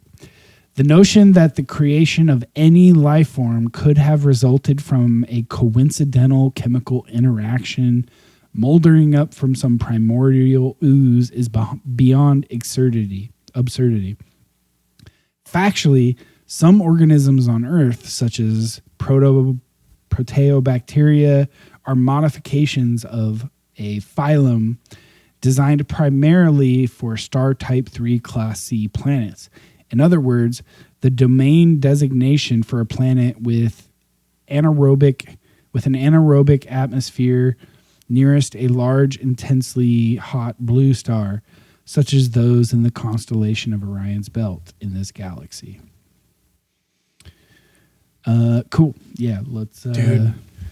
Well, before we break real quick, because Yeah. it's still on my brain. do it. This reminds me of that conversation we had previously about evolution and about how like there was the evidence that evolution. I can't remember whose work we were talking about, but there was the evidence that evolution does not happen naturally, and that there is a marker within the genetic code that shows that there is some sort of tampering or like potential for tampering. Where'd you going hear on. this from? This is a talk we had, and I think you had brought it up, but I can't remember exactly the episode we did it on. But I'd have to reference it. Maybe I'll find it on the break here. But we had talked about how there was some sort of like mechanism that has been like it's up for debate still, but there was some sort of mechanism within. I mean, not if you're a biologist, but yeah. Yeah, but there is some sort of mechanism that within like genetics that shows that life forms don't naturally evolve into other species. Is this the one we did where so in like creationist and religious circles, they will argue, and there's a bunch of people, educated, but of those views, who will argue that there's a difference between macro and micro evolution, or like a difference between jumping species and adapting to your environment. Mm-hmm. And so what Darwin observed on I think it was the Galapagos Islands he went to, and he studied the finches there, right? It was a specific breed of finches that got stranded on this island or ended up living there. And depending on what food source they ate, they ended up evolving differently. And so this one source species spread and ended up specializing in different food sources. And so you would get these finches with a certain type of Affinity for certain beak foods, yeah. for crushing these nuts, and another one with a different type for like grabbing, like based on what their food source is, they would have different small changes Characteristics, to yeah. the overall original design of the finch that came. Right. And I think that sort of change is undisputable. But the question, the big mystery Is whether it's another species or not, right? well, is how can like a larger speciation event occur? Right. And some people argue that it really just takes separation. That Space and time. And, yeah, so like if you start with a species that is all over the world back in Pangea times, and then the continents separate, and then these species no longer interact, and they continue to specialize towards their environment. Yeah. After enough time, they will become different enough from each other that even if they were to commingle again, they couldn't even sexually reproduce anymore. Right. And there's different definitions for what makes a species. One of the ones I hear is like sexual incompatibility, Right. that you can't hybridize or produce Right. viable children between species when the species are too different. But even that definition falls apart because like lions and tigers and humans and Neanderthals and humans and humans Cro-Magnon. and was it the Cro-Magnon that we also have? We have Neanderthal DNA, and then what's the one that was found in Russia? Denisovan. Denisovan, that's it. Yeah. Yeah. Anyway, so is that are that Neanderthals interspeciated? actually a different species if Right. we could interbreed? Right. Like at what point, what amount of differences does it actually take to define something as a different species? The whole thing is muddy, and it reminds me of Charles Fort's book, The Book of the Damned.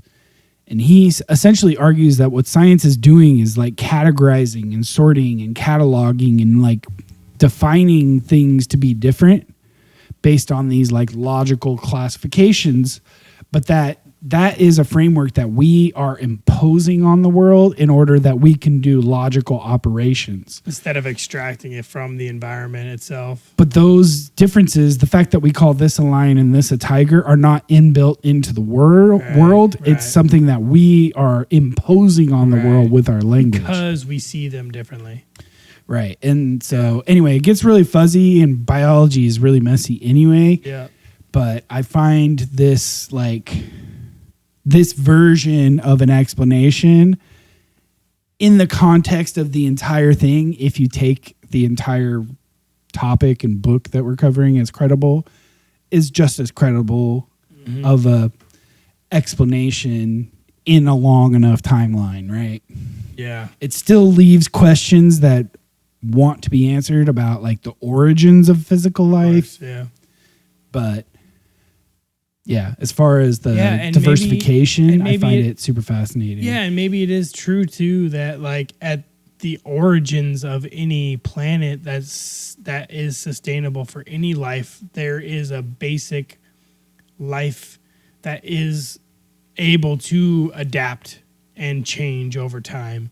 But so like even if the domain, this whole theory is true, maybe there's like a starter kit for any new planet like that's sent there, and it has like the building blocks of like life that can evolve over time. But when you start to manipulate it over time, you just make quicker and faster changes, and you can start messing with things. But it doesn't change the fact that evolution itself, the idea of evolution, isn't true. Like there could be a world where both things are true. Yeah, well, that's what I was saying. Is like there's definitely a degree to which evolution has to be true, and is just a absolute established fact. Yeah. Because sexual selection exists. Yep. Yeah. Right. The reproduction is a factor in evolution. Explain to any female that her choosing of a mate, like doesn't matter. If female, like for evolution to not exist, females have to not have the power to choose a mate. Right. But we know that they do. And we know that they do in basically every species. Right. And we know that there are certain things they look for and certain things they don't. And so the species within itself is guiding its own future in a way. And who knows like how long you take your hands off that process. How many changes can happen naturally within that process, right? But maybe the timetable of how long it would take a speciation event of unencumbered self it's longer maybe determination. Like imagine like an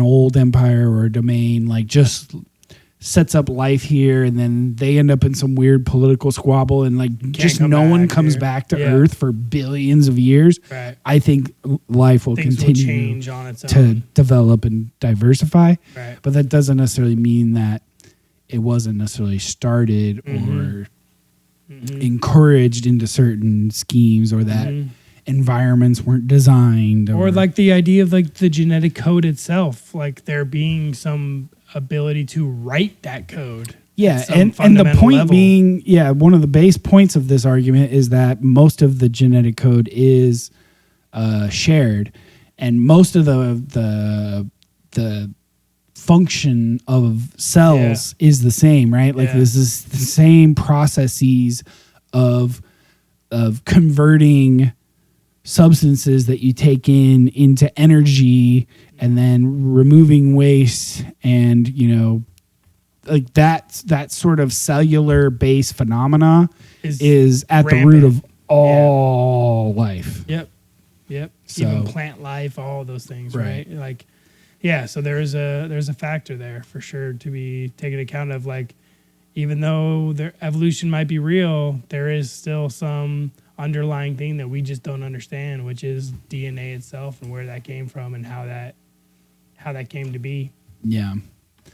All right. Well, All right, we let's take a definitely went break. over for a bit here, but I want to try and finish the chapter before we take a break. So we might have a little bit of a longer show. All but- good. All right, y'all. We'll be back in a couple of minutes. All right. See y'all soon.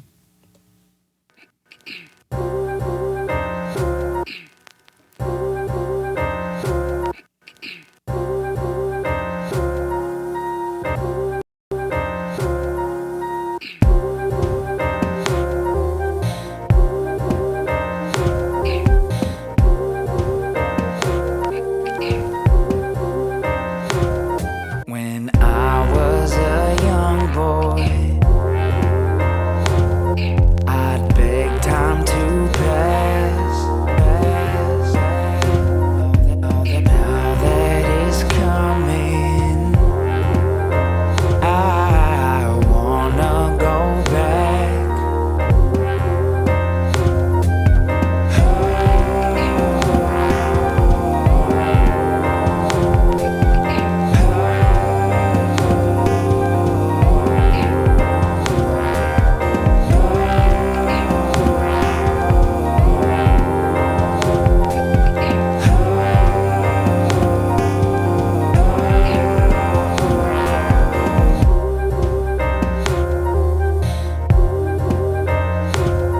When I was a young boy, I'd beg time to pass. Now that it's coming, I wanna go back. When I was younger, I'd beg time to pass.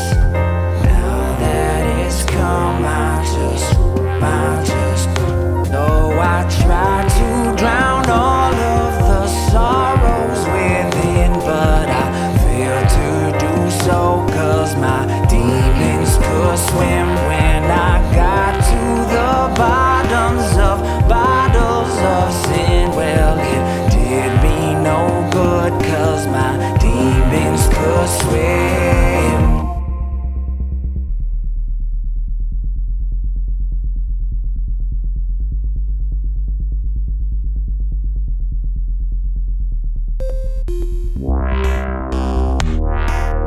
Demons could swim, swim. Demons swim, swim. Demons swim, could swim, swim. Demons swim.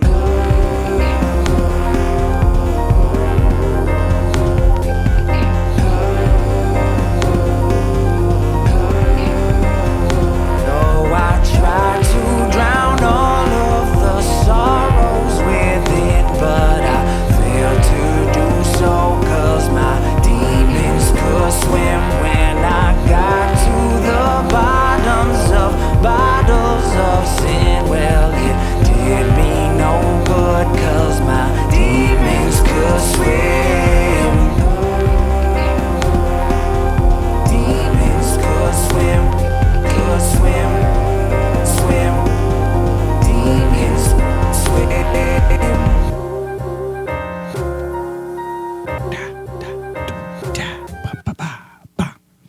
Welcome back. Yeah. Let's get right into this. We got a decent amount to try and get through. All right. Creating life forms is very complex, highly technical work for ISBEs who specialize in this field. Genetic anomalies are very baffling to Earth biologists who have had their memory erased. Unfortunately, the false memory implantations of the old empire prevent the Earth scientists from observing obvious anomalies. The greatest technical challenge of biological organisms was the invention of self-regeneration or sexual reproduction. It was invented as a solution to the problem of having to continually manufacture replacement creatures for those that had been destroyed or eaten by other creatures. Planetary governments did not want to keep buying replacement animals. The idea was contrived trillions of years ago as a result of a conference held to resolve arguments between the disputing vested interests within the biotechnology industry. The infamous Council of Ummikrum was responsible for coordinating creature production. Yes, the Council of Ummikrum. Totally. I remember that one. A compromise was reached after certain members of the council were strategically bribed or murdered to author an agreement which resulted in the biological phenomenon which we now call the food chain. The idea that a creature would need to consume the body of another life form as an energy source was offered as a solution by one of the biggest companies in the biological engineering business. They specialized in creating insects and flowering plants. The connection between the two is obvious. Nearly every flowering plant requires a symbiotic relationship with an insect in order to propagate. The reason is obvious. Both the bugs and the flowers were created by the same company. Unfortunately, the same company also had a division which created parasites and bacteria. The name of the company, roughly translated into English, would be Bugs and Blossoms. They wanted to justify the fact that the only valid purpose of the parasitic creatures they manufactured was to aid the decomposition of organic material. There was a very limited market for such creatures at that time. In order to expand their business, they hired a big public relations firm and a powerful group of political lobbyists to glorify the idea that life forms should feed from other life forms. They invented a scientific theory to use as a promotion gimmick. The theory was that all creatures needed to have food as a source of energy. Before that, none of the life forms being manufactured required any external energy. That sounds like the Garden of Eden type stuff. Well, it sounds like Errol herself. Well, right, but she calls her own body like a doll body, not like a biological body. Yeah. Animals did not eat other animals for food, but consumed sunlight, minerals, or vegetable matter only. Of course, Bugs and Blossoms went into the business of designing and manufacturing carnivores. Before long, so many animals were being eaten as food that the problem of replenishing them became very difficult. As a solution, Bugs and Blossoms proposed, with the help of some strategically placed bribes in high places, that other companies begin using sexual reproduction as the basis for replenishing life forms. Bugs and Blossoms was the first company to develop blueprints for sexual reproduction, of course. As expected, the patent licenses for the biological engineering process required to implant stimulus response mating, cellular division, pre-programmed growth patterns for self-regenerating animals were owned by Bugs and Blossoms too. Through the next few million years, laws were passed that required that these programs be purchased by the other biological technology companies. These were required to be imprinted into the cellular design of all existing life forms. It became a very expensive undertaking for other biotechnology companies to make such an awkward and impractical idea work. This led to the corruption and downfall of the entire industry. Ultimately, the food and sex idea completely ruined the biotechnology industry, including Bugs and Blossoms. The entire industry faded away as the market for manufactured life forms disappeared. Consequently, when the species became extinct, there is no way to replace them because the technology of creating new life forms has been lost. Obviously, none of this technology was ever known on Earth and probably never will be. There are still computer files on some planets far from here which record the procedures for biological engineering. Possibly, the laboratories and computers still exist somewhere. However, there is no one around doing anything with them. Therefore, you can understand why it is so important for the domain to protect the dwindling number of creatures left on Earth. The core concept behind sexual reproduction technology was the invention of a chemical/electronic interaction called cyclical stimulus response generators. This is an programmed genetic mechanism which causes seemingly spontaneous recurring impulse to reproduce. The same technique was later adapted and applied to biological flesh bodies, including Homo sapiens. Okay. Another important mechanism used in the reproductive process, especially with Homo sapiens type bodies, is the implantation of a chemical electrical trigger mechanism in the body. The trigger, which attracts ISBs to inhabit a human body or any kind of flesh body, is the use of an artificially imprinted electronic wave which uses aesthetic pain to attract the ISB. So this is saying, like, in the biological design, the body, the newly like born human, probably in utero, is essentially putting out a signal that is attracting an ISB. Mm-hmm. Like because of the strenuous, quote unquote, pain that it is enduring, it is some sort of like physical signal. The aesthetic pain, like I think it's the aesthetics that attract the ISB, and then the pain causes the ISB to not leave. Right. Yeah, it's the pain that like holds them there. Right. Because it's the realization of the physical. Right. It's the Okay. Every trap in the universe, including those used to capture ISBs who remain free, is baited with an aesthetic electronic wave. The sensations caused by the aesthetic wavelength are more attractive to an ISB than any other sensation. When the electronic wave of pain and beauty are combined together, this causes the ISB to get stuck in the body. The reproductive trigger used for lesser life forms such as cattle and other mammals is triggered by chemicals emitted from the scent glands combined with reproductive chemical electrical impulses stimulated by testosterone and estrogen.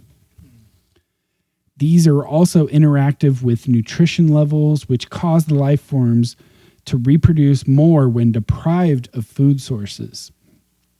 Starvation promotes reproductive activity as a means of perpetuating survival through future regenerations. When the current organism fails to survive, these fundamental principles have been applied throughout all species of life. The debilitating impacts and addiction to the sexual aesthetic pain electronic wave is the reason that the ruling class of the domain does not inhabit flesh bodies. This is also why officers of the domain forces only use doll bodies. This wave has proven to be the most effective trapping device ever created in the history of the universe, as far as I know. The civilizations of the domain and the old empire both depend on this device to recruit and maintain workforce of ISBs who inhabit flesh bodies on planets and installations. These ISBs are the working class beings who do all the slavish, manual, undesirable work on planets.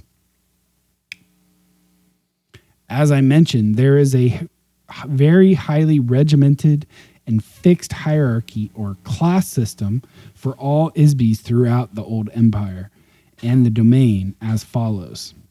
The highest class are free ISBs. That is, they are not restricted to the use of any type of body and may come and go at will, provided that they do not destroy or interfere with the social, economic, or political structure.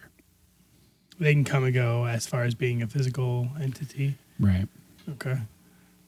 Below this class are many strata of limited ISBs who may or may not use a body from time to time. Okay.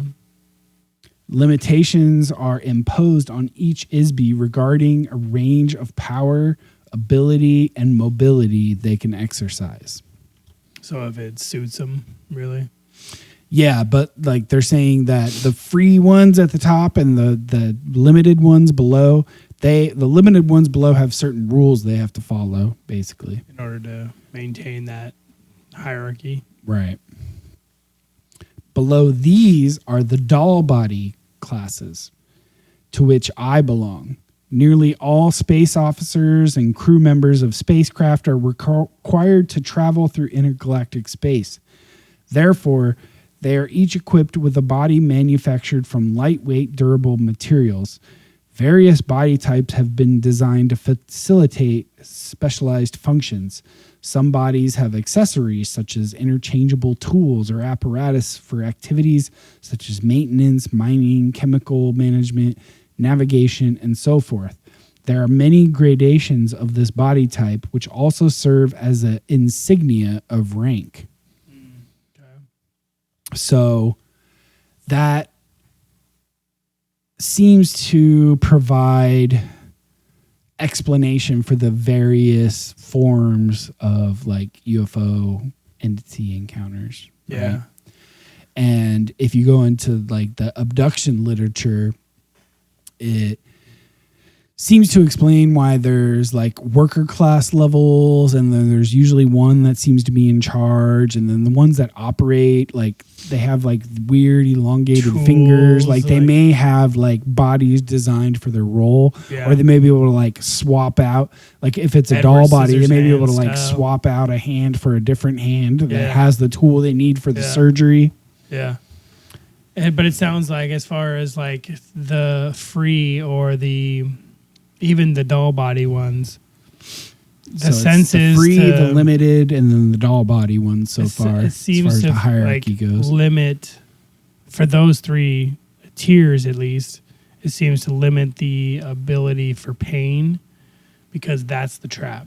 Right. Is the pain and the like almost like the solidification of like the fact that you are in this body, you feel and experience everything that this body has.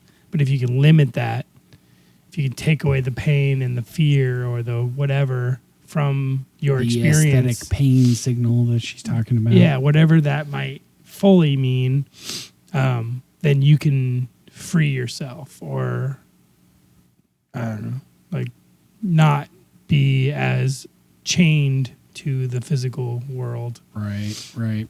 Which may. Which also goes into the UFO stuff, because like Chris I was going to say Bledsoe, it goes into like Taoism and Buddhism and like detachment. And yeah, but also like meditation. But like some of the UFO abductions where they, like a lot of these people who have had these experiences have had near-death experiences and other things that detach yourself from reality in a way. Right. Right. And those may be the mechanisms in which to detach yourself and to allow other signals into your brain or your being, right? Right. Interesting. Like this detachment from your physical being. Like if you get, It makes if you think of things like DMT and stuff yeah, too. yeah. Like if you can detach like get rid of your fear and get rid of your pain. So like if you go through enough experiences, like near-death experiences, especially like Chris Bledsoe, right, where he's had multiple near-death experiences, Right.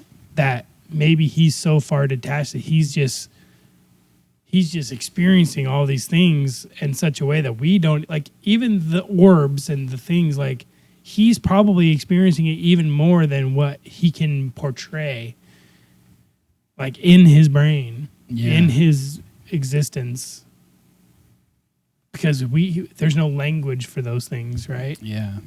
That's a good point. All right, let's keep going. Yeah. Below these are the soldier class. The soldiers are equipped with a myriad of weapons and specialized armaments designed to detect, combat, and overwhelm any imaginable foe. Some soldiers are issued mechanical bodies. Most soldiers are merely remote-controlled robots with no class designation. Huh. Okay. Remote controlled. So there are ISBs who are controlling another body, a mechanical body. Right, but remotely, so that if the body goes, they aren't necessarily trapped if that's some prison planet like Earth, right? The lower classes are limited to flesh bodies. Okay. Of course, it is not possible for these to travel through space for obvious reasons. Fundamentally, flesh bodies are far too fragile to endure the stresses of gravity, temperature extremes, radiation exposure, atmospheric chemicals, and the vacuum of space. There are also the obvious logistical inconveniences of food, defecation, sleep, atmospheric elements, and air pressure required by flesh bodies that doll bodies do not require. Yeah. Sorry, Elon Musk. We're not going to Mars. Most flesh bodies will suffocate in only a few minutes without a specific combination of atmospheric chemicals. After 2 or 3 days, the bacteria which live internally and externally on the body cause severe odors to be emitted. Odors of any kind are not acceptable in a space vessel. Flesh can tolerate only a very limited spectrum of temperatures, whereas in space, the contrast of temperatures may vary hundreds of degrees within seconds. Of course, flesh bodies are utterly useless for military duty. Single shot from a handheld electronic blast gun instantly turns a flesh body into a noxious vapor cloud. Damn. ISBs who inhabit flesh bodies have lost much of their native ability and power. Although it is theoretically possible to regain or rehabilitate these abilities, no practical means has been discovered or authorized by the domain. Even though spacecraft of the domain travel trillions of light years in a single day, the time required to traverse the space between galaxies is significant. Not to mention the length of time to complete just one set of mission orders, which may require thousands of years. Biological flesh bodies live for only a very short time, only 60 to 150 years at most, whereas doll bodies can be reused and repaired almost indefinitely. The first development of biological bodies began in this universe 74 trillion years ago. It rapidly became a fad for ISBs to create and inhabit various types of bodies for an assortment of nefarious reasons, especially for amusement. This is to experience various physical sensations vicariously through the body. Okay, so here is the origin of bodies. Is the feeling and getting the feeling that you just won't get when you're not in a flesh body. But it was some sort of like creational fad where like ISBs would create these things and then inhabit them in order to experience certain things. The certain feelings. But in doing so, they're essentially limiting their ISB potential and maybe making themselves vulnerable. Right. Yeah. But also it broadens the horizon of experience, right? So like that's where like it almost reminds me of the invention of the internet.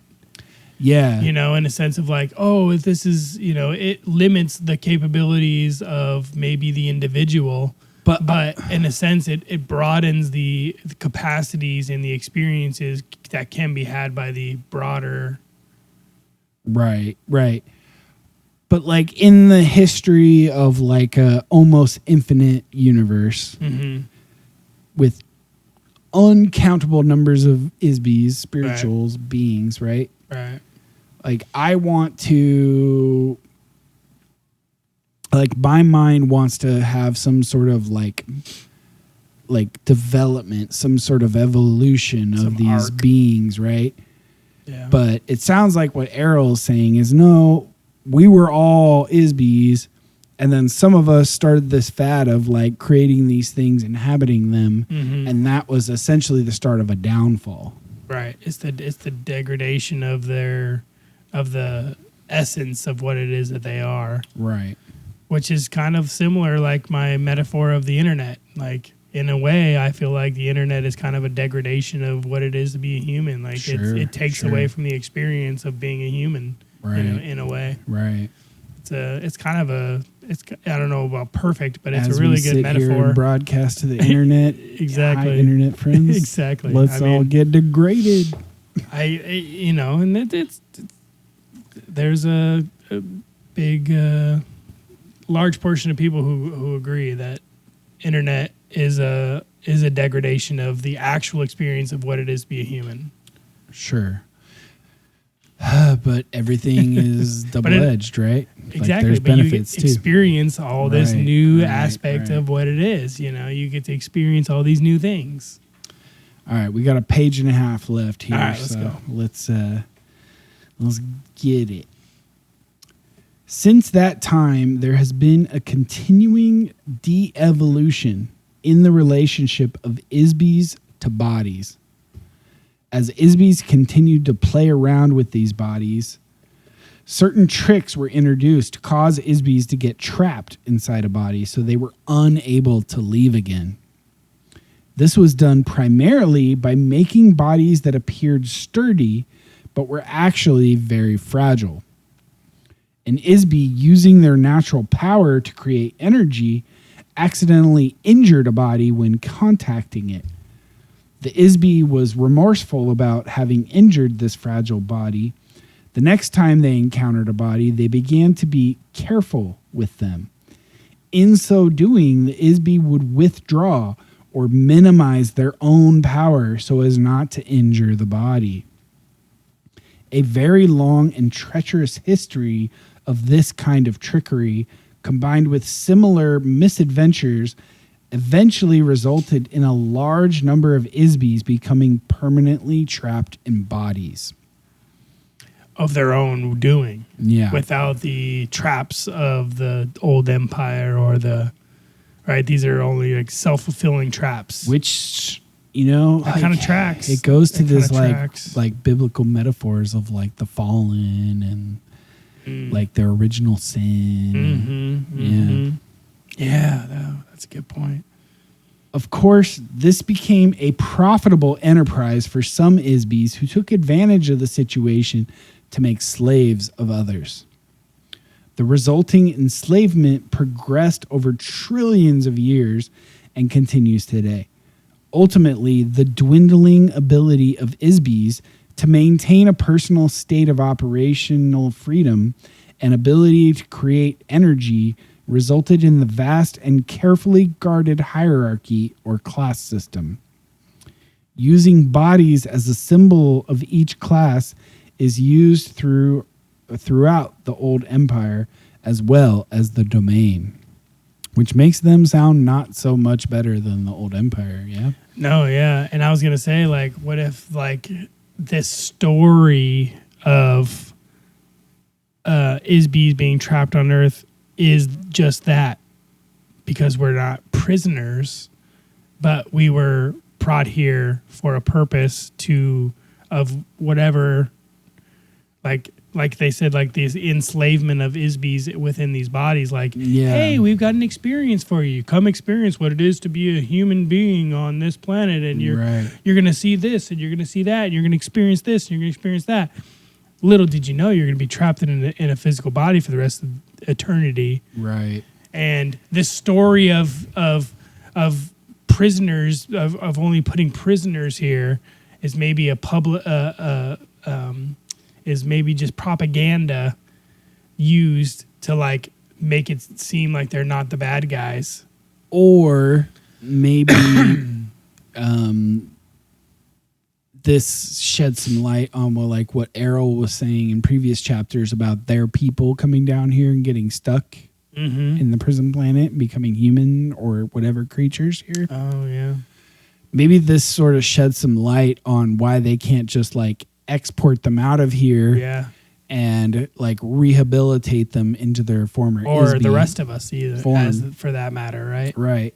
Maybe the technology of going the opposite direction from a body back to an ISB is prohibited in order to maintain the class system that they clearly Wanted to maintain for economic reasons. or the only way is yourself. You have to figure that out yourself. You have Right. to go through the journey of being it, and you have to like enlighten yourself Right. to rediscover your isbiness And every lifetime that you fail, you have to start Come all over back again and until you get to that enlightenment point where Right. you can Until like, you hey, get to a point where I you can remember. I'm work not it all this. out in one lifetime. Yeah. Where you can go, from start to finish and be like, oh, yeah, okay, I remember now. Which this is crazy. brings me to like the Brian Muraresku stuff with like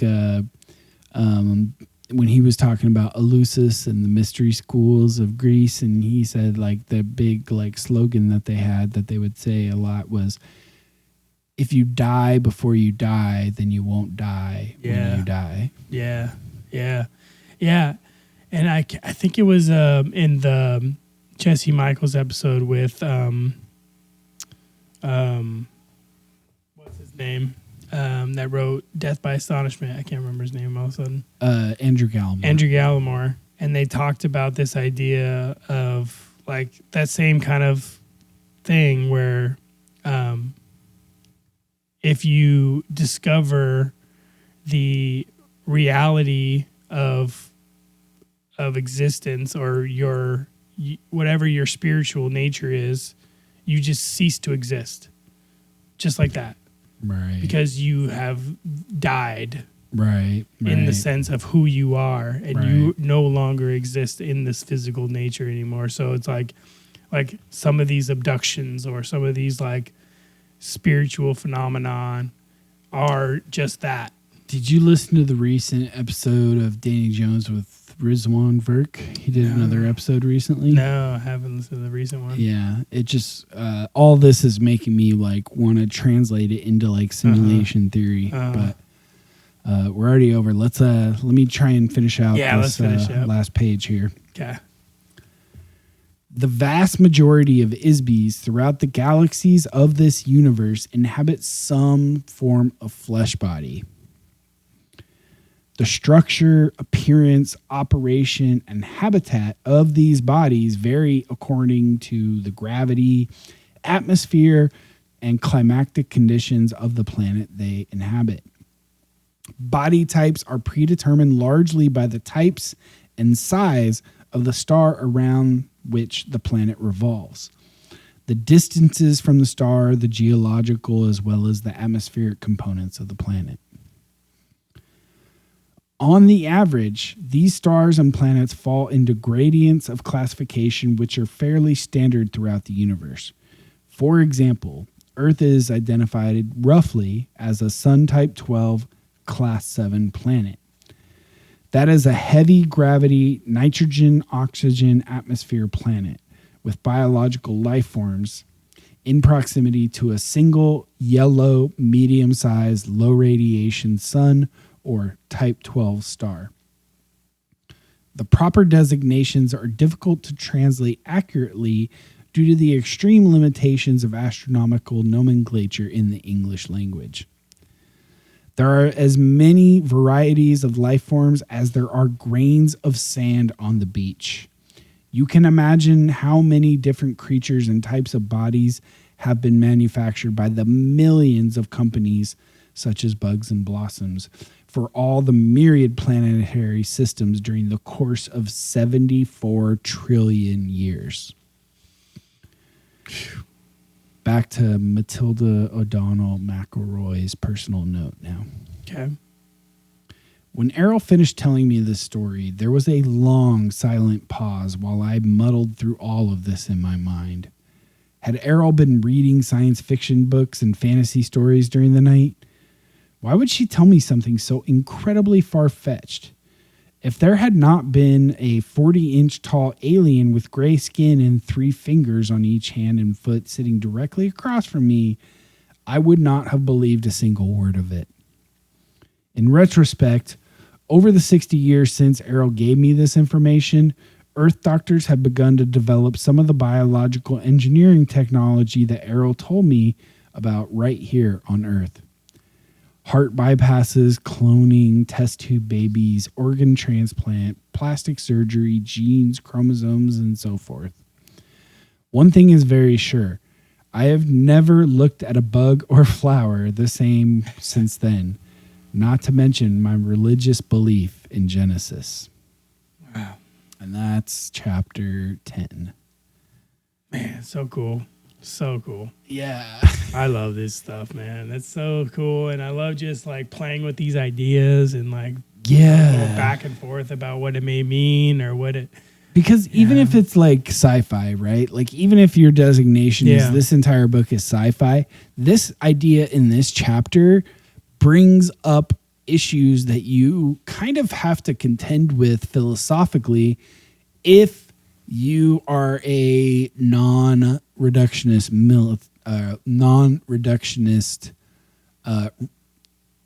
materialist. Mm-hmm. If you think there is some sort of spiritual fabric to the universe or to life, if there is some sort of spiritual entity attached to your body, what is the origin of that? Yeah. Do spirits reproduce? Right. Do spirits birth other spirits? Are we all split off from God? Or do we all always exist for all of eternity? If so, how many are there? Because are we reincarnating over and over again? Is there some greater lesson we're trying to learn? What level of complexity designates a life form that needs an ISB to drive it? Does that include single-celled organisms? Does that include superorganisms like countries or companies? Does that mean that us as a human and all the trillions of cells that are in us, is each one of those its own individual ISB that my Dean ISB is driving and controlling like a tyrant? Or are there ISBs like NPCs that are out there, or not ISBs, but are there physical entities that aren't inhabited by ISBs that are on some sort of like primitive, like, you know, just going off of just like running off programming? Yeah. Like there's so many things to like think about and like this open with. And whether or not you, like I said, you think this book is true, these questions and these topics bring up just so many fascinating questions that I had yet to consider in this sort of like pursuit of knowledge that we're doing here in this podcast. And I found the chapter to be like super refreshing and mind opening. Yeah. And opening is that's where I was going with it. Just opening your mind to like different possibilities. It's just there's so many complicated varieties and possibilities for how you could answer these conundrums that are brought up here. Mm-hmm. So. Well, hopefully you guys enjoyed this episode. We appreciate y'all hanging out with us. If you guys have any insights or questions or concerns or anything that you guys might want to, reach out to us about, please do so. You guys can email us directly at host@dualitycheck.net. You guys can follow us, and we drop all of our, we post about our episodes on Facebook and Instagram, so follow us, subscribe there if you can, get involved. You can reach out to us directly from there if you like. If you guys are just listening on any of the podcast platforms like Apple Podcasts, Spotify, any of those, rate us, like us, please. We got to get the algorithm going here. Reach out to more people. We have a small group of people who are emailing and chatting with us, so we'd love to grow that a little bit more. Yeah, join it. Let us know. We want to talk to more people. And maybe it'll get me to get the Discord going quicker. I saw that you started it. I do have it. Yep. Yeah. Yep. You invited me. I'm a member, but I don't see anything on there yet. 2 of 2. Couple channels. Yeah. We got a couple channels. I want to learn all the permissions and stuff. To really how to administer it. Yeah, because there's really professional Discords out there where you just want to make sure nobody's gonna hijack it. Whatever. Sure. So that's the most important thing to start with, and then beyond that, I think we learn as we go. Yep. With people. I agree. But yeah, other than that, if you guys want to watch the podcast, if you guys want to see us talking and watch us and see all the videos and clips and all these things that we post or that we play throughout the episodes, follow us on YouTube and Rumble. Like, subscribe, comment, all those things help us out to reach more people, build this community we're trying to build here. So you can also check out our website. Yes. And I don't know why I'm not showing this when we talk about these things. Now I'm realizing I should you have were tabs when ready. we first started the video stuff. Yeah.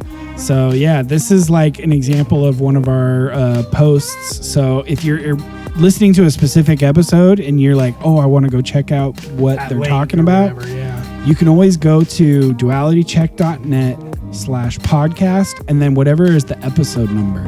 Yep. And you can always just type that and it'll link to the episode in question. So this is last episode and it's got all the images, all the videos, all the links. It's got embedded YouTube videos for everything we talk about. It's got links to all the music that we cover. Yeah. It's a good resource. It is, yeah. And they're each week there's a one-stop shop page for everything we're talking about. Everything you need, yeah. With that said, y'all, appreciate y'all. We'll see you next week, all right? Later. Adios.